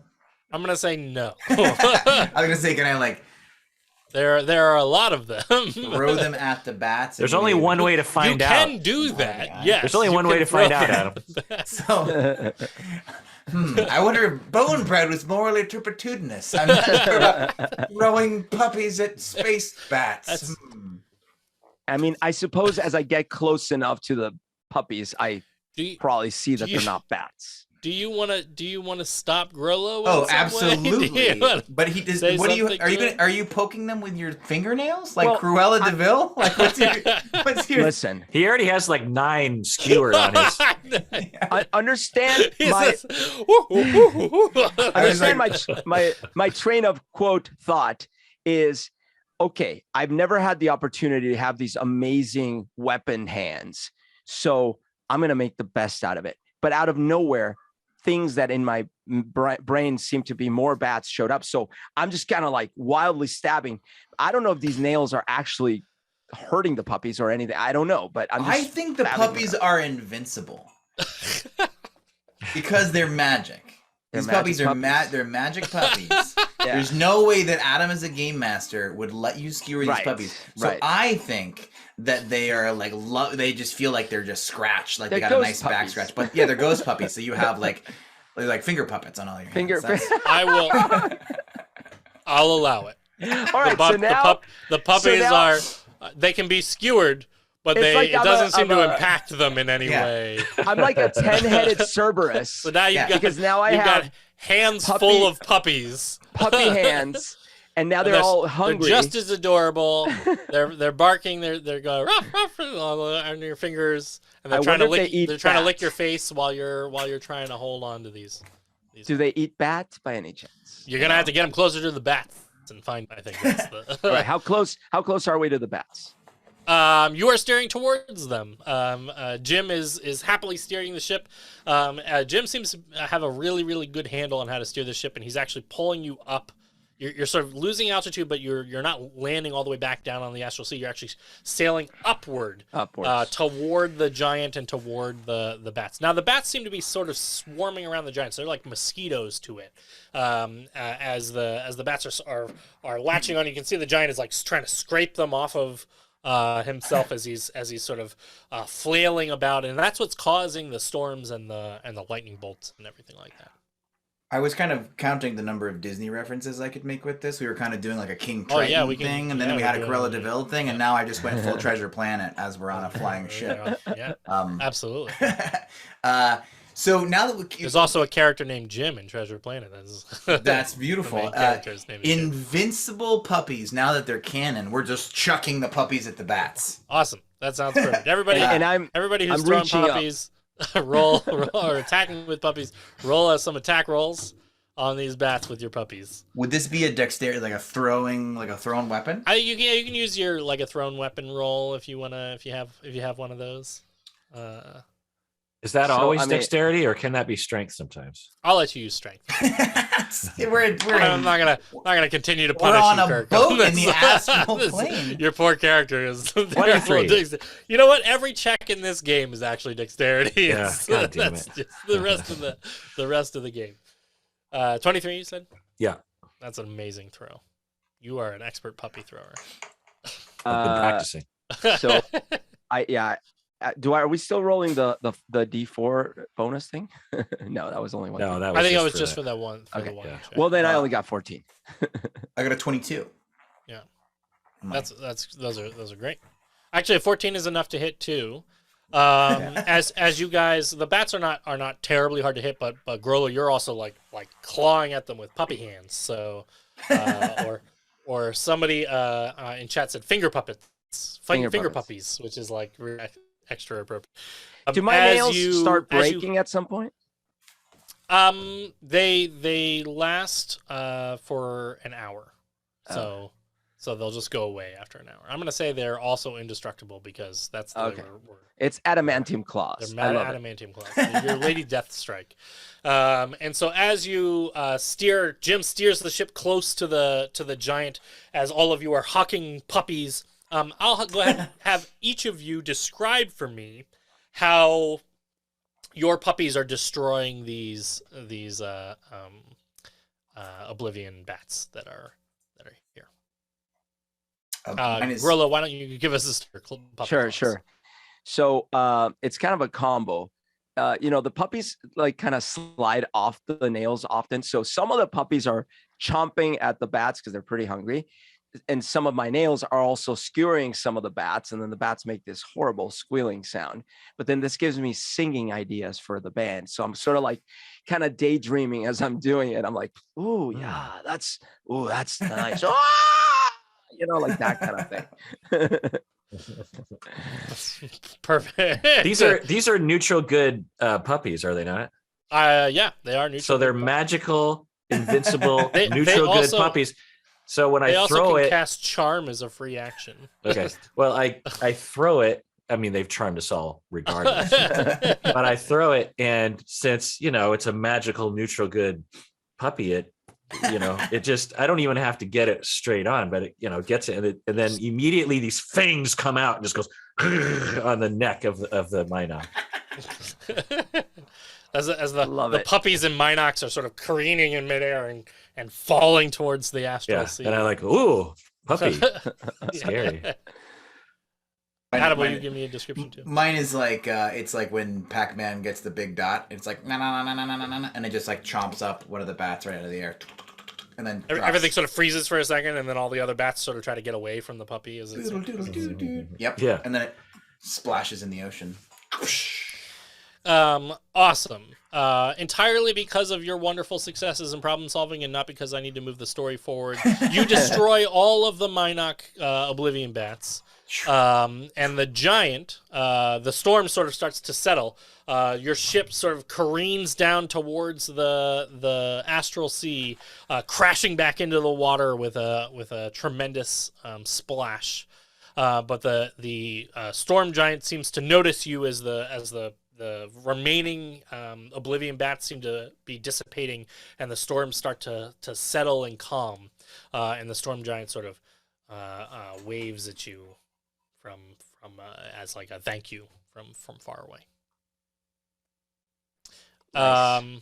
How many bats do you have? Or how many dogs do you have left? You have 5 dogs left. Okay. You had to throw a lot of dogs. Also, a lot of them just fell off the ship because it was like rocking all over the place. I'm starting to hold this game. We threw 94 dogs. 94. I'm starting to think these aren't bats on my nails anymore. You don't have them all. You don't have them on all of your nails either. A lot of them fell off while you were. Yeah. With that,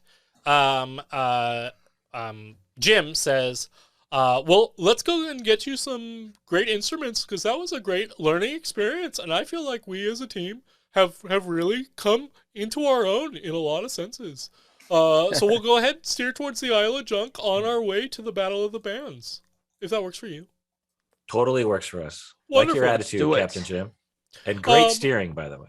Then I encourage everybody to have like a nice rest and like maybe what we will call like a short rest, and you can have like an opportunity to sort of catch your breath and kind of get yourself back into things. And I just want to give everybody like a big thumbs up for really great job, everyone. Hey Jim, where did we stash those pastries? Jim says, oh, I kept them like really safe in here. That's mostly my job is like to figure out where to put the pastries on the ship normally. And so he opens like a little compartment and you've got a nice stack of delicious pastries made of bone bread. Oh no, this is terrible. They only gave us enough for me. And with that, I think that's actually where we're going to take. We're going to take a quick 5-minute break, give us a chance to use the restroom and to gather things up. Everybody, if you do donations over the break, I will have them enact as soon as we get back and as we jump into the Isle of Junk. As we jump back into the things, but thank you so much for all the chaos so far. I hope to keep it. We'll see you in a few minutes. Welcome back, everyone. So glad to be back. If you're just joining us, we're in the middle of a game where some wild stuff has happened. We're on our way to the Isle of the Battle of the Bands to defend the title of Moradin, our band. And on the way have now summoned a whole bunch of invincible puppies that have become a part of that. We also have a new donation incentive that our esteemed producer has offered. It's an awesome donation incentive that if anybody donates exactly $299.31, which will push us to our $1,000 fundraising goal, that he will run a game of Jake will run a game of Heckhounds for you and 4 friends on this channel, and you have an opportunity to play through that. That is a fun game where you are sent to Earth to track an escaped soul, but by accident you are sent to Earth as a puppy. And all of you are in puppy bodies instead of regular ones, which sounds absolutely hilarious, and I'm sure it'd be like a tremendous amount of fun. So if somebody wants to jump into that donation, you have the opportunity to do so. Also, you can donate more cards. You can donate cards to Shush, Grollo, or Thrain, or of course our NPC Jim, who's trying to keep things light and positive and keep everybody really encouraged towards their goals as you head to the Isle of Junk. And with that, we will jump back into our game. All of you are sailing along the Astral Sea. It's a beautiful sight, the Astral Sea. It's like you're sailing through space. You can feel the wind and the Astral Sea water that doesn't seem like quite water. It's sort of almost like a mystical see-through goo or something that is splashing up from the waves around you. As you travel along after a short time of traveling together, and I'll remind you that all of you had the opportunity for a short rest if you needed to heal up or get any hit points back or anything like that. Are my nails gone? Your nails have disappeared at this point. Okay. So I'm very sad about this. Also, any puppies that were remaining have also suddenly vanished. And they're no longer around. And you can see up on the horizon as you get closer is what appears to be an island, except that as you get closer and closer to it, you can see it is made entirely of junk. And you can see up above the island are sort of odd portals that keep appearing, and you watch as stuff sort of falls down, collecting on top of this island. See, it appears Ragnarok. This is basically like the realm of junk from Ragnarok. It appears that there's just stuff that gets lost or inside of this place in the afterlife, sort of winds up here in this island of junk. Jim says, "So this is the island of junk. It is a pretty cool place. I think it's probably a good place for us to sort of stop for a moment, and we can look for your instruments. I'll bet there's probably some instruments here. Probably something you can find that'll like really sharpen up your image for the Battle of the Bands. Because, half of being a band is about your image." What's the point? I don't have my claws anymore. I don't even know if I can go on. Well, maybe your claws are sort of a part of you spiritually. There's sort of an internal part of you. Like, imagine if your personhood had claws, except that you don't now, but you do sort of. Grollo, once I start banging my drums and Shoes starts to make the light display and the violin, you are going to sing like the well, I was going to say angels, but you probably don't want to sing like an angel. You probably want to sing like those bats we were fighting. Yeah, you're going to sing like a Minox screaming in the night across the sky. Okay, yeah. I like it. I was concerned anyways because I think those nails would have gotten in the way of my singing. So yeah. As what you would pull- Cruddy say? What would Cruddy say, really? Oh, cruddy. Now I remember her and I'm missing her. Although we got into an argument last night about don't go out to that demi-plane or whatever. And sometimes I swear. And then she doesn't like it because she doesn't like it when I use that kind of language. But then, Okay. So your relationship has progressed since the last time, because you used to have quite a crush on her, and you're really trying to. Well, I find that when you spend more time with someone, you really stop liking them as much. Horrible. As you pull up alongside the Isle of Junk, you can see that there really is just junk everywhere. It's piled on top of more junk that seems to just extend down well into the astral sea. As you do pull up, Jim says, I feel like I should warn you, since it does seem like you're a little bit new to this area. You should watch out for the munchers. They sort of eat the junk, and they can eat you too, and they might not like so much that you're like here investigating their junk. Are there any, let's just say, old tablecloths from like a pizzeria around here in the island of junk? I'm gonna have you. So the way this will work is that all of you can look for what it is that you want to find. So you have to equip yourself for the Battle of the Bands. In order to equip yourself for the Battle of the Bands, you're going to need to look the parts. You guys need to look like Moradin the band. Ooh. Do I still have the satin thing, or is my axe back, or my maul? You still have the satin cloth. So, and I must have realized, or no, I haven't realized it yet. So, So I think I have an idea. But it does have, if this gives you sort of like a hint to the actual effect that is happening here, it does still have Craig's Mall written on the satin cloth on the side of it. I believe now it says Craig's shawl. Yes. So my question for each of you is, obviously you need outfits. It sounds like you're going to go with the classic motif, the pizzeria tablecloth, ponchos. Mm-hmm. It's like Kiss needs their makeup. It's totally true. Listen, no one worry about these munchers, you call them. I've got my trusty. Oh, what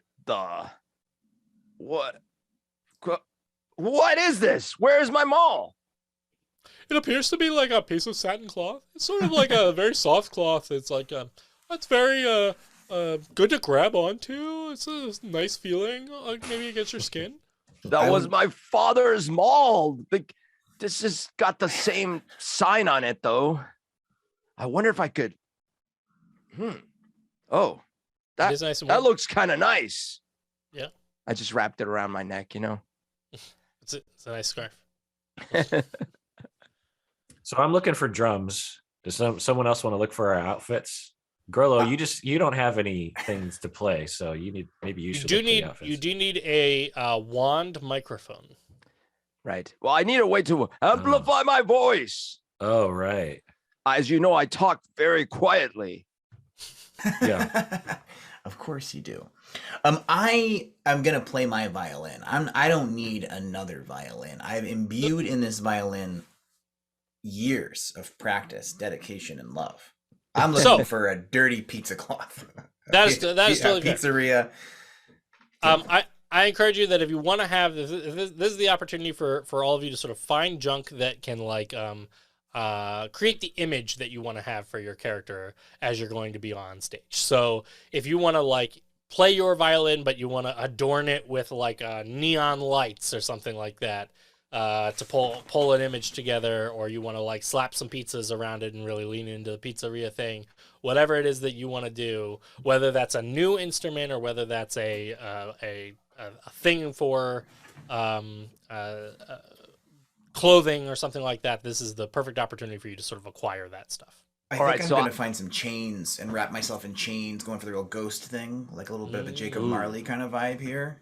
But I can shake them, nice. I can kind of shimmy, and it'll make almost like a Marley and Marley. Yeah. Chains. I want to look for a wand microphone, like a magic microphone, but I want it to be more like a stand, like almost like a spear of some sort. Oh yeah, Because I have an idea of what to do with my scarf. you're thinking like Freddie Aerosmith. Mercury style, like the microphone with like the Oh. pole coming out Aerosmith, of Freddie Mercury, yeah, yes, the whole thing, yes. yeah.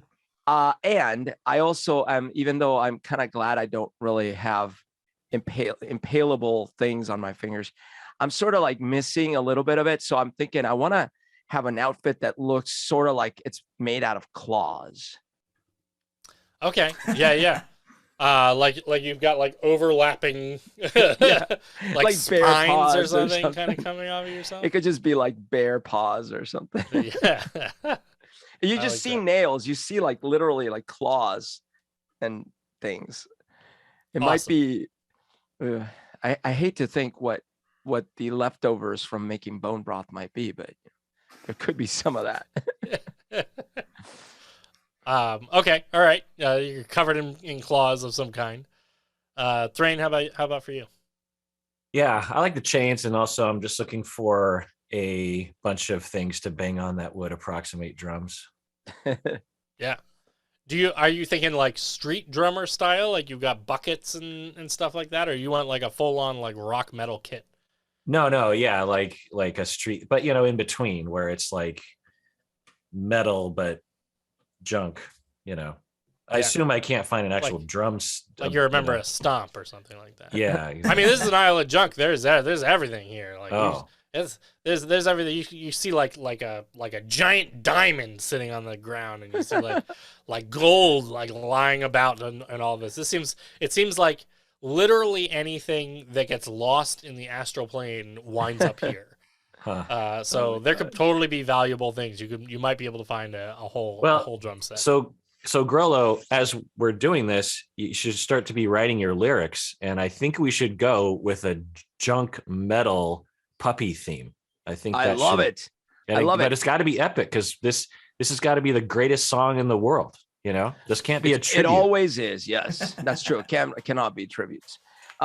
Also, I need to go look for something for Cruddy because I have a feeling if I come home empty-handed, she's gonna wonder where I was, and she was already screaming at my corpse, and I don't know, So I wanna look around for like something really nice for Cruddy, which is not a diamond. It's like probably a monkey's paw or something along those lines. I'm obsessed with claws all of a sudden, so that's probably what I'm looking for is like a little trinket, desiccated goblin hand.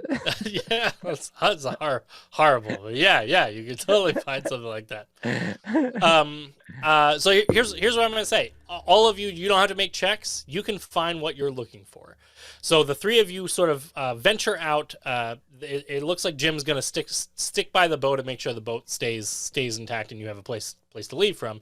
But the three of you venture out into this, walking through this area of junk, and you do start gathering up all of the pieces that you're talking about, and you find some tablecloths and you're able to cut some holes in them and kind of get them set up, and you're finding the claws and the pieces. You do find some chains. You find it in like an intact like metal kind of junky looking but still good sounding drum set, even to like start gathering the pieces all sort of scattered about. However, as all of you are gathering up all of these pieces, you start to notice movement coming around from different areas of the junk pile. It always seems to happen sort of just off the side of your vision. As you turn and look, you don't see anything there. But as you are hearing, as you're seeing this movement, you're also hearing these noises like a crunch noise that keeps happening. It almost sounds like it's happening in the distance or just around sort of the next junk dune as you are wandering your way through.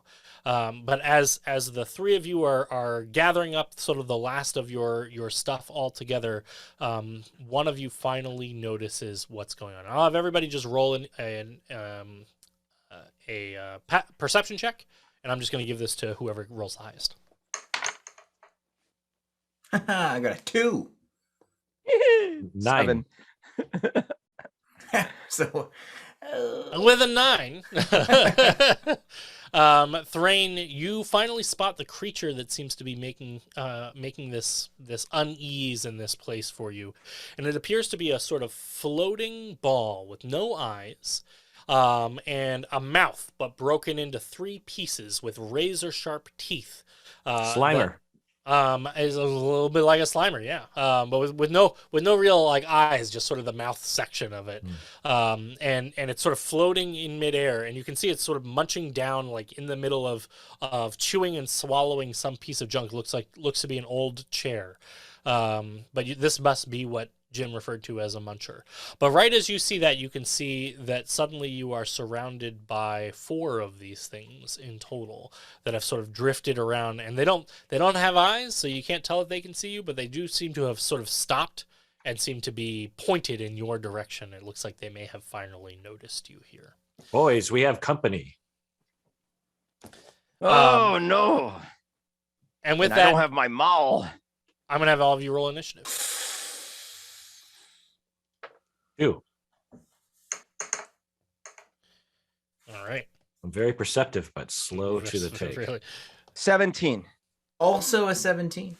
Well, there you go. All right. Shush, I believe that puts you first. The creatures start flying towards you, start floating towards you, with their mouths sort of opening and closing and their razor sharp teeth clanging together or gnashing together. What do you want to do? There are 4 of them. Are they all coming towards me, or are they coming towards the group in general? They are. They're coming to all of you are together. You've sort of gathered up all the last pieces that you need, and you've got everything you need. So you could also try to just escape if you wanted to. But these things are surrounded, so you may need to create sort of an opening or an opportunity to escape if you want. Stinking cloud. Do you want to target any particular area or just around you? I mean, if they're coming towards me, it's gonna be stinking cloud, and then I believe because Thrain is a dwarf, he's like immune to stinking clouds. I'm so glad we used this earlier so that I can already have it pulled up. But I'm gonna to look at Grollo and tell him to put his finger over his nose, like. And then I see that, and I put my fingers on your nose, kind of hard. And then I start going like, "What's that smell?" Awesome. They all have to make Constitution saving throws. You weren't sure whether or not this was work because they don't seem to have noses, but it does seem to affect them. It's a 15. Awesome. These are safe. All fail except for 1. So 3 of the 4 of them fail. And what does it even do? I don't know. They spend their actions retching and reeling. Oh no. Okay. Well, we'll find out what that happens because that'll be on their turn. This is super effective. They look kind of sick. They look kind of like their colors draining out of them a little bit. I leveled up, and then I got a new spell, and I was like, I'm gonna get stinking cloud. And then you clearly capitalized on your. Here we are. Yeah. Yeah. No, this is the big reveal. But I'm also gonna power chord when I stinking cloud. Yeah. All right, the stinking cloud erupts from you, sickening 3 of these things. That's gonna make you Grollo's turn. Okay, so I'm sitting here, kind of like trying to now cover my nose, and I'm through my hand. I'm saying, "You should have warned me." And then, but I yell at Thrain. I'm like, "Do the tree thing!" And then I guess I let go of his nose, and I start punching because I don't have a weapon. So I want to punch these creatures. Is there one nearby that I can punch? Yeah, the one that's not sick is like still flying towards you. You can just give it like a okay. whack I just punch whoa. So should I roll here? Yeah, give me a roll. Okay. 19. Nice, that'll definitely hit.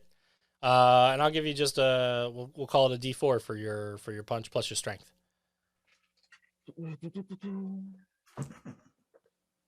5. It's still a solid like thwack on the outside of this floaty roundy ball.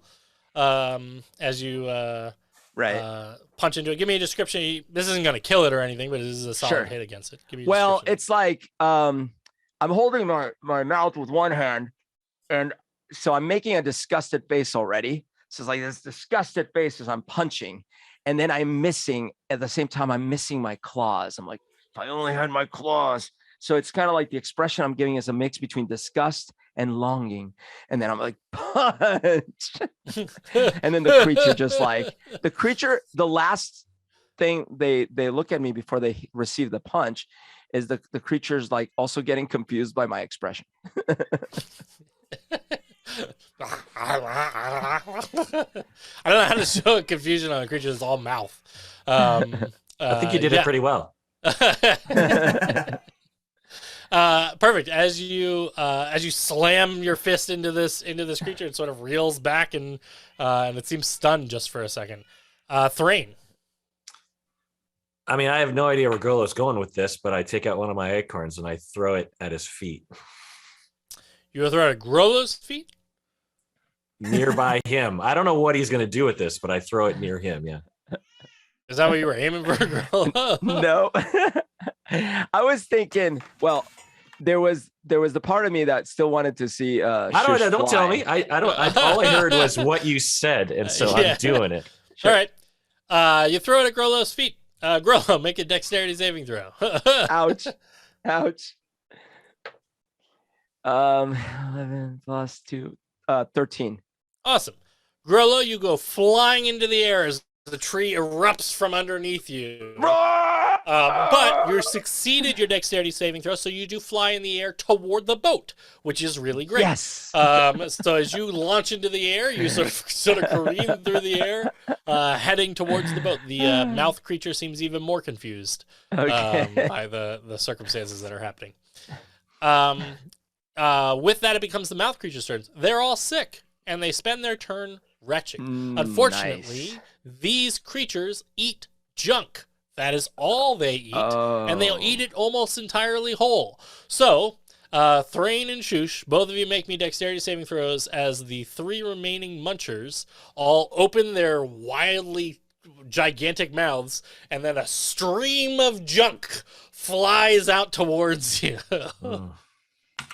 I got a 9. I got a 5. Awesome. Both of you are hit by streams of junk. I'm going to say you each take... Somehow the two of you are taking lots of damage. You each take 6 damage, so it's not a crazy amount of damage.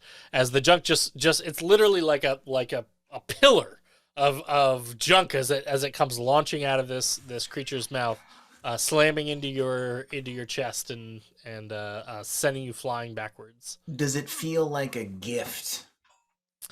Yeah.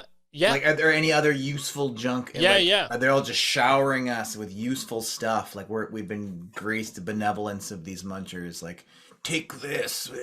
Is it their way of making it rain? Is that? Making it rain. Oh yeah. Like this is them bestowing upon us all of their gifts. Yeah. I'm gonna say. Washing machine. Both of you find. Both of you find, in an incredibly unlikely turn of events, you find tickets to get into the Battle of the Band. No way! Hidden in the pile of junk. In fact, you find backstage passes. Wait a minute, this isn't junk at all. Passes. Oh. You found that's some good junk right there. Yeah, but wait, where am I at right now? Because I flew. They are, unfortunately, for last year. Was it signed at least? Yeah, they are signed. But with your charm person, you might be able to. These are the tickets you're looking for. All right. Adam, VIP did we last year. Did they reunite with me then? Because I flew. Yeah, I'm going to say that the two of you catapult with all your junk that you're holding back towards the ships. Right. You're there at the ship. careening into the ground. Yeah, it's like a Goofy movie moment. Yeah. Grollo, that was a wonderful idea with the acorn, but I hope it had the desired effect you're looking for. What? Oh, my head's still spinning. Yeah, that's sort of what I was going for. Okay. Well, anytime you want that to happen again, just say the word acorn.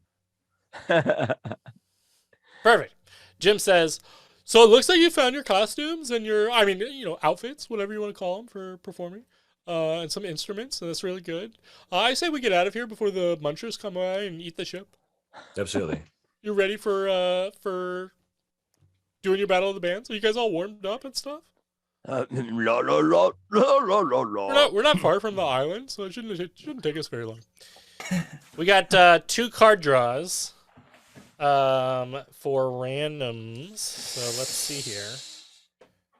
The first one's for Grollo. Oh boy. Okay. Yep, I'm gonna give you a different card. That one doesn't make any sense. You're getting a sperm whale falls from the sky, landing on a location of your choosing. It then disappears. What? Is it junk? Can this be in the future? Can this be in the future? Yeah. I'll give you that one you can hold on to. Okay. You suddenly get the awareness that you have the ability to conjure a sperm whale. Sperm whale. I'll just let you know it lands and then disappears. So it doesn't stick around after that. Does it actually crush things? Would it crush things? Yeah, it does land. We'll have to see. We'll have to see. Thrain, did you get this too just now? No, what? I have a feeling that I haven't felt in a long time. Oh. But I don't know exactly. Something big is coming. Something big. Yeah. Okay. I know. We're gonna rock. So that must be it. That's the big thing. So the next one goes to Thrain. Thrain, everything you touch turns to oatmeal for 1 minute. Don't touch the boat. Don't touch the boat. Don't touch the boat. Also, don't touch the bag of acorns. Well, what can I touch, really? I mean, I touch no. Don't touch your beard. I'll say it has to be with your hands. Don't go to the bathroom. Not just like your feet touching like all your clothes turn to oatmeal. Yeah, I create a black hole of growing oatmeal like around. Growing oatmeal in every direction. No, it has to be your hands. You got to like touch something. Well, I'll say that I'm touching like a stool and it turns into oatmeal and I'm just like, oh no. It's only for a minute. Does anybody want to try to eat the oatmeal? I'm already there. I'm already there. Girl dives across the ship, ready to try out this stool oatmeal. I knew there was something heavy coming. I touch another stool and sort of put it next to him. Scoot it with your foot, like scoot some more. Thrain, have you always had this ability? No, I don't know what is going on. It must be a part of this world. Yeah. Some strange things have been happening, like that weird thing where like we haven't had a proper breakfast. That is a weird thing, yeah. Here's your chance. Have you guys not eaten the pastries that you were given? Can someone feed me? This curse every time you try to eat bone bread.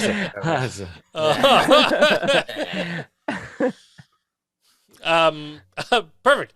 I guess with all that, you are all headed toward the Battle of the Bands. The Battle of the Bands takes place on the Isle of the Battle of the Bands. It is called the Isle of the Battle of the Bands because it's literally the only thing that ever happens here. The Isle of the Battle of the Bands is sort of like it's a destination place. It has a giant coliseum that allows for the opportunity for viewing these spectacular bands, these afterlife bands in this place. It's also a multi-day, many-day-long event. However, you are at the last day, and in fact, the last sort of edge of the Battle of the Bands. As a result, all the tickets are sold out.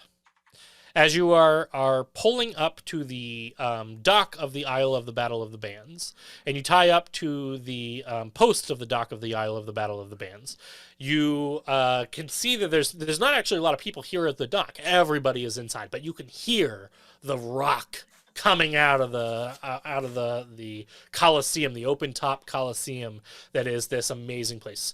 And there are a few people that are sort of straggling about in this area that you can see making their way in. At the very front entrance, there appears to be a nice doorway, a big wide double doorway.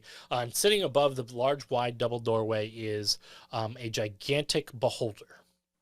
It sits with its many eye stalk tentacles looking down at the pathway leading up into the doorway. And anytime anybody sort of walks up the path towards the doorway, its large eye shines a colored beam down on that person. And you can see them sort of showing something, must be a ticket or something along those lines. And then the eye turns bright green. And it makes a sort of ba-dung sound, and the massive beholder says, "You may pass." And then like the person passes underneath them as they head their way into the aisle of the battle, into the Coliseum of the Battle of the Bands. You can also see the big beholder seems to be wearing sort of what could only be described as a shirt that says security on the back, in white text, a black shirt with security. White text. What do you guys want to do? You're dressed in band gear. How do you want to get into this event? Shoosh, you're the tricky one. Is there a backstage entrance? You don't see anybody coming in and out of the backstage. Clearly, like you're late to the party, so you don't know what that might be. But you do see a what looks to be another doorway around the other side. Yeah. You suspect that's probably the back. Let's head over there to that door with an air of like, well, of course we need to be at that door. Like we're all, in costume. We're prepared. But shush, the entrance, the main entrance is this. Our entrance is over here, Grolo. We are performers today. Oh, right. Yes, of course. Do you guys want to bring Jim with you? Do you want him to watch the boat? What is the He's sort of following your direction, so... he does make a nice sort of squishy sound with his mop leg. Yeah, he does. That is true. Can we incorporate that? Well, we need a bed. It's just a Beck song now. This is weird. We need Bez, wasn't that the Happy Mondays guy, We need a dude just kind of dancing on stage. Yeah.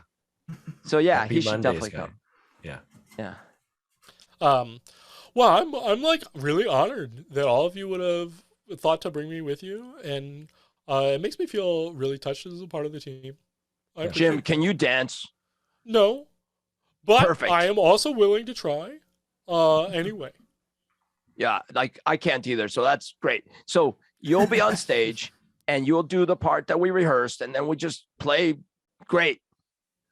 I didn't actually rehearse any parts. I was sort of listening to what you guys were rehearsing, but Jim, I think I can kind of figure it out. Jim, let me tell you something. I don't know what the word rehearse means. I just heard some people saying it. Oh, I think it's sort of like a form of practice of like trying to dive in and kind of get used to the role in which you will be playing within it. That's what you do. You dive in on the stage. That's what you do. I can do that, I think. Yeah. I'll sort of head first onto the stage, yeah. No, I head first. I'm the singer. Oh, my apologies. Yeah, just kind of point to wherever you want me to go. Yeah. Okay. We'll go to the back door over there and see if we can get in. Oh, all right. I'll go ahead and give that a try. Yeah, you go first, Jim, and see if they let you in. Put your best leg forward. I mean, at the back door, there appears to be a sort of a smaller beholder. And so Jim sort of walks up and he goes, hello, I'm with the band. We have to come in order to perform for our performance. And the beholder, the smaller beholder that is at the stage entrance door, says, present your tickets. And Jim holds up his pass, and the beholder says, your ticket is out of date, and then disintegrates Jim. Oh my god! Oh my god! I'm so sorry, Jim. Oh wow. God.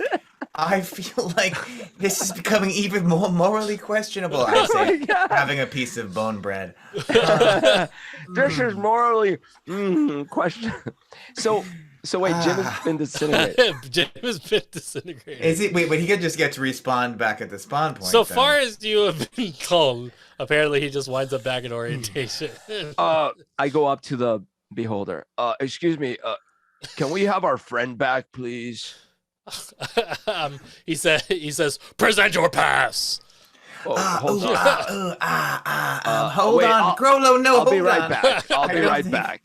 I don't think you want to go back to the spawn point. I mean, maybe you do, but maybe that's not helpful without Jim to be our pirate captain. Oh my.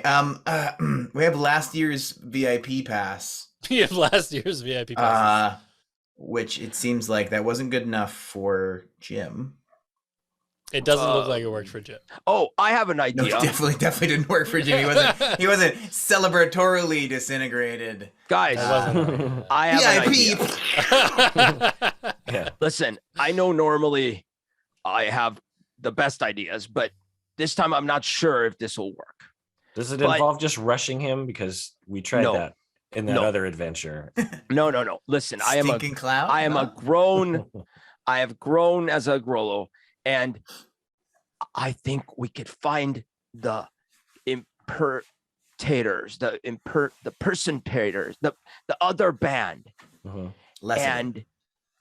and we can see if we can, because they can get in, but if we then personate them, then we get in. You see? As you are pitching this plan, all of you notice a very familiar sound coming from the Coliseum. Our song. It's your song. And you can hear the chanting and the crowds cheering as your song is being played by someone else in the Coliseum. Hey, never mind. It sounds like we're already playing. Maybe we're good to go home now.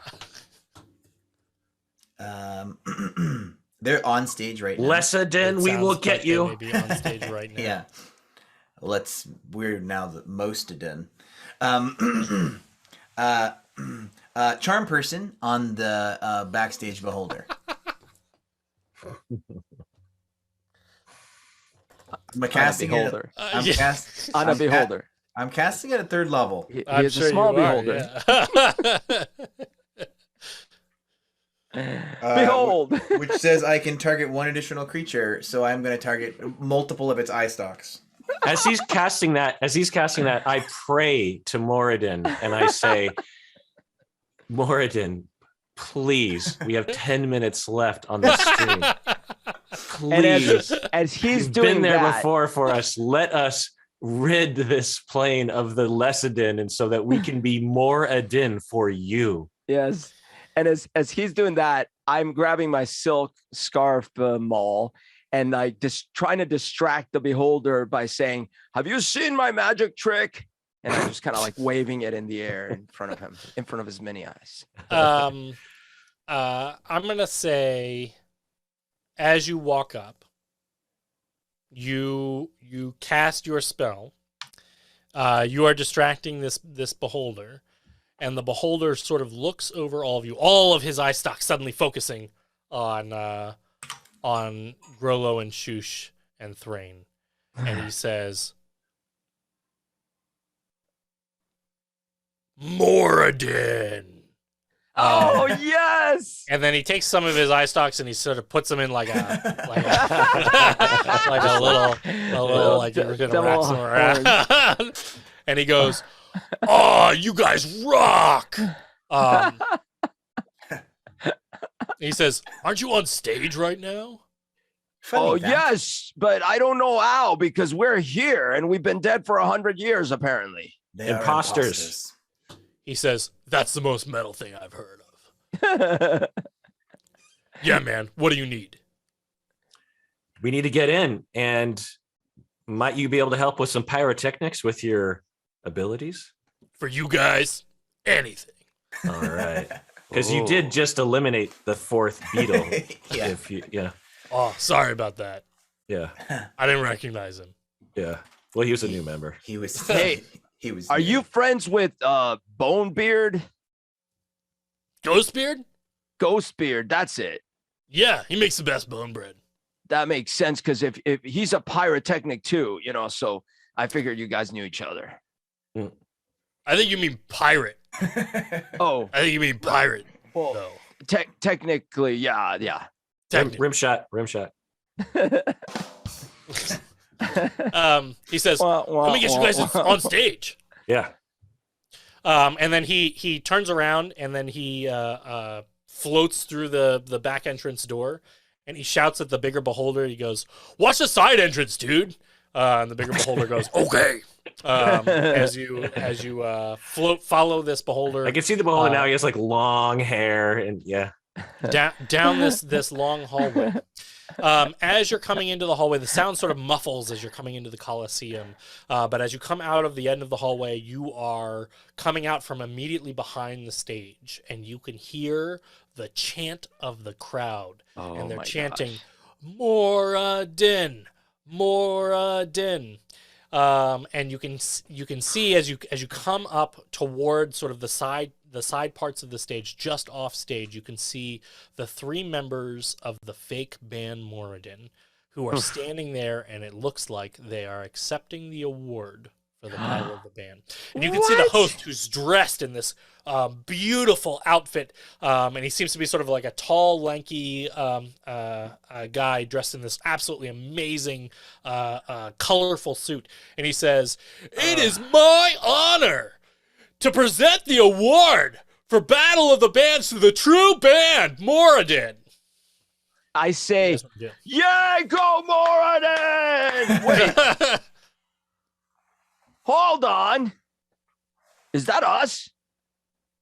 I grab Grolo's megaphone thing and I walk onto the stage and I say, "By Moradin's beard, you are an imposter." In classic Bill and Ted's Excellent Adventure fashion, there's like a great guitar bow as you walk up on stage, and like everybody's like, you watch as the entire audience turns and looks at you, and then looks back at Moradin, and then looks at you, and the host goes, "It appears we have another challenger."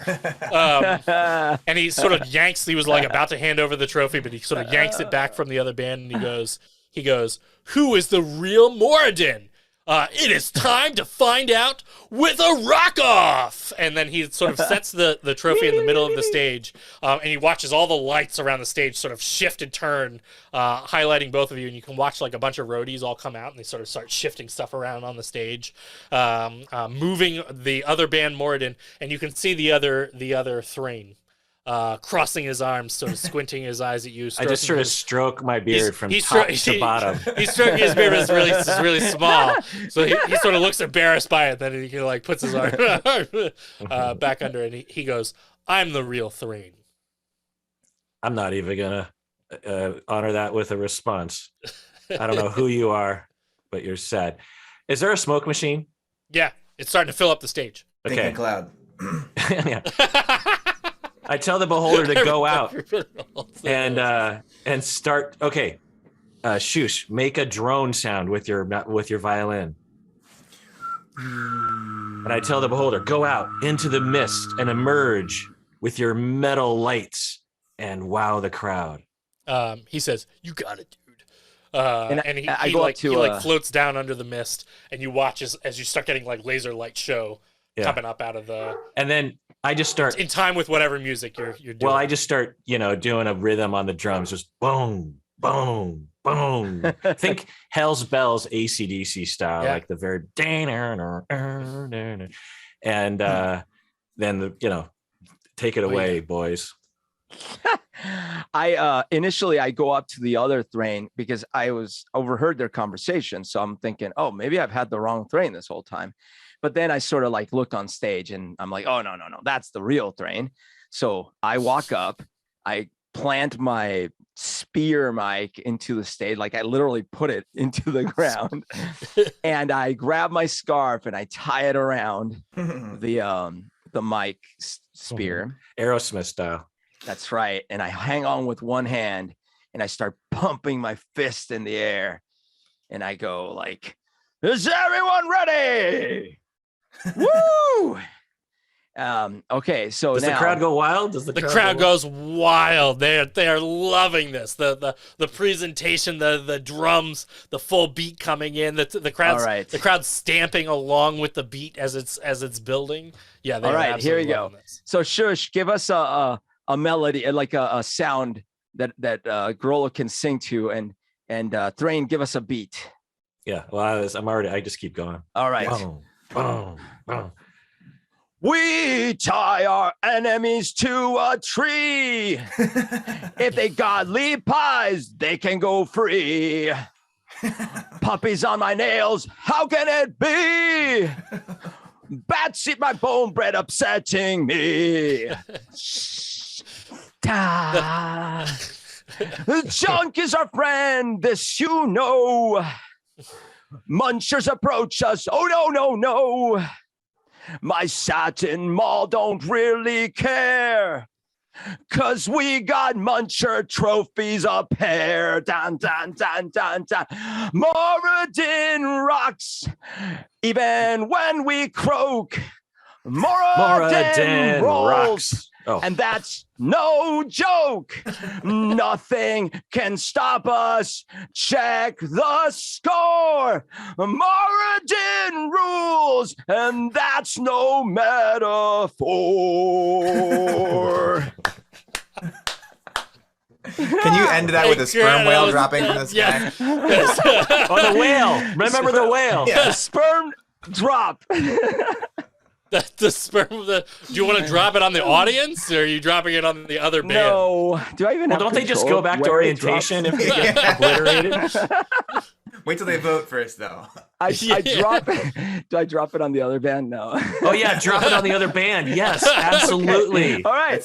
That's very I metal. drop a They- sperm whale on the other band. The other band looks like they're about to like respond. They're gonna like get a full. They're like, yeah, do it, and then it's just they are destroyed. But the audience loves it. They are cheering. They're screaming your name. They're screaming Moradin, down with Foadin, and they're screaming that as they're cheering you on and asking for an encore. And the host comes out and he goes, by process of elimination, rock champions Moradin, and then hands you the trophy. And that's it. It's a freeze frame of all of you. Yeah. As we're jumping in the Yeah, as you jump in the air. Oh, does Thrain throw one more of those little acorns and then we all You all leap, flying. like catapult in the air in rock fashion. Yeah, there you go. And I guess that's where we'll end our campaign. So thank you so much. Thank you so much, everybody, for joining in, being a part of our awesome rock concert. Thank you so much to Adam Davis. Thank you so much to Kirk Honda. Thank you so much to Humberto. Thank you so much to everybody who came as a part of Psychology in Seattle. And of course, thank you so much to our hosts, Mini Terrain Domain, for helping to make all of this happen. We're supposed to stick around for a few minutes, and Jake's going to do a wrap up. But thank you so much, everybody, for joining in for your donations. Good job, John. That was awesome.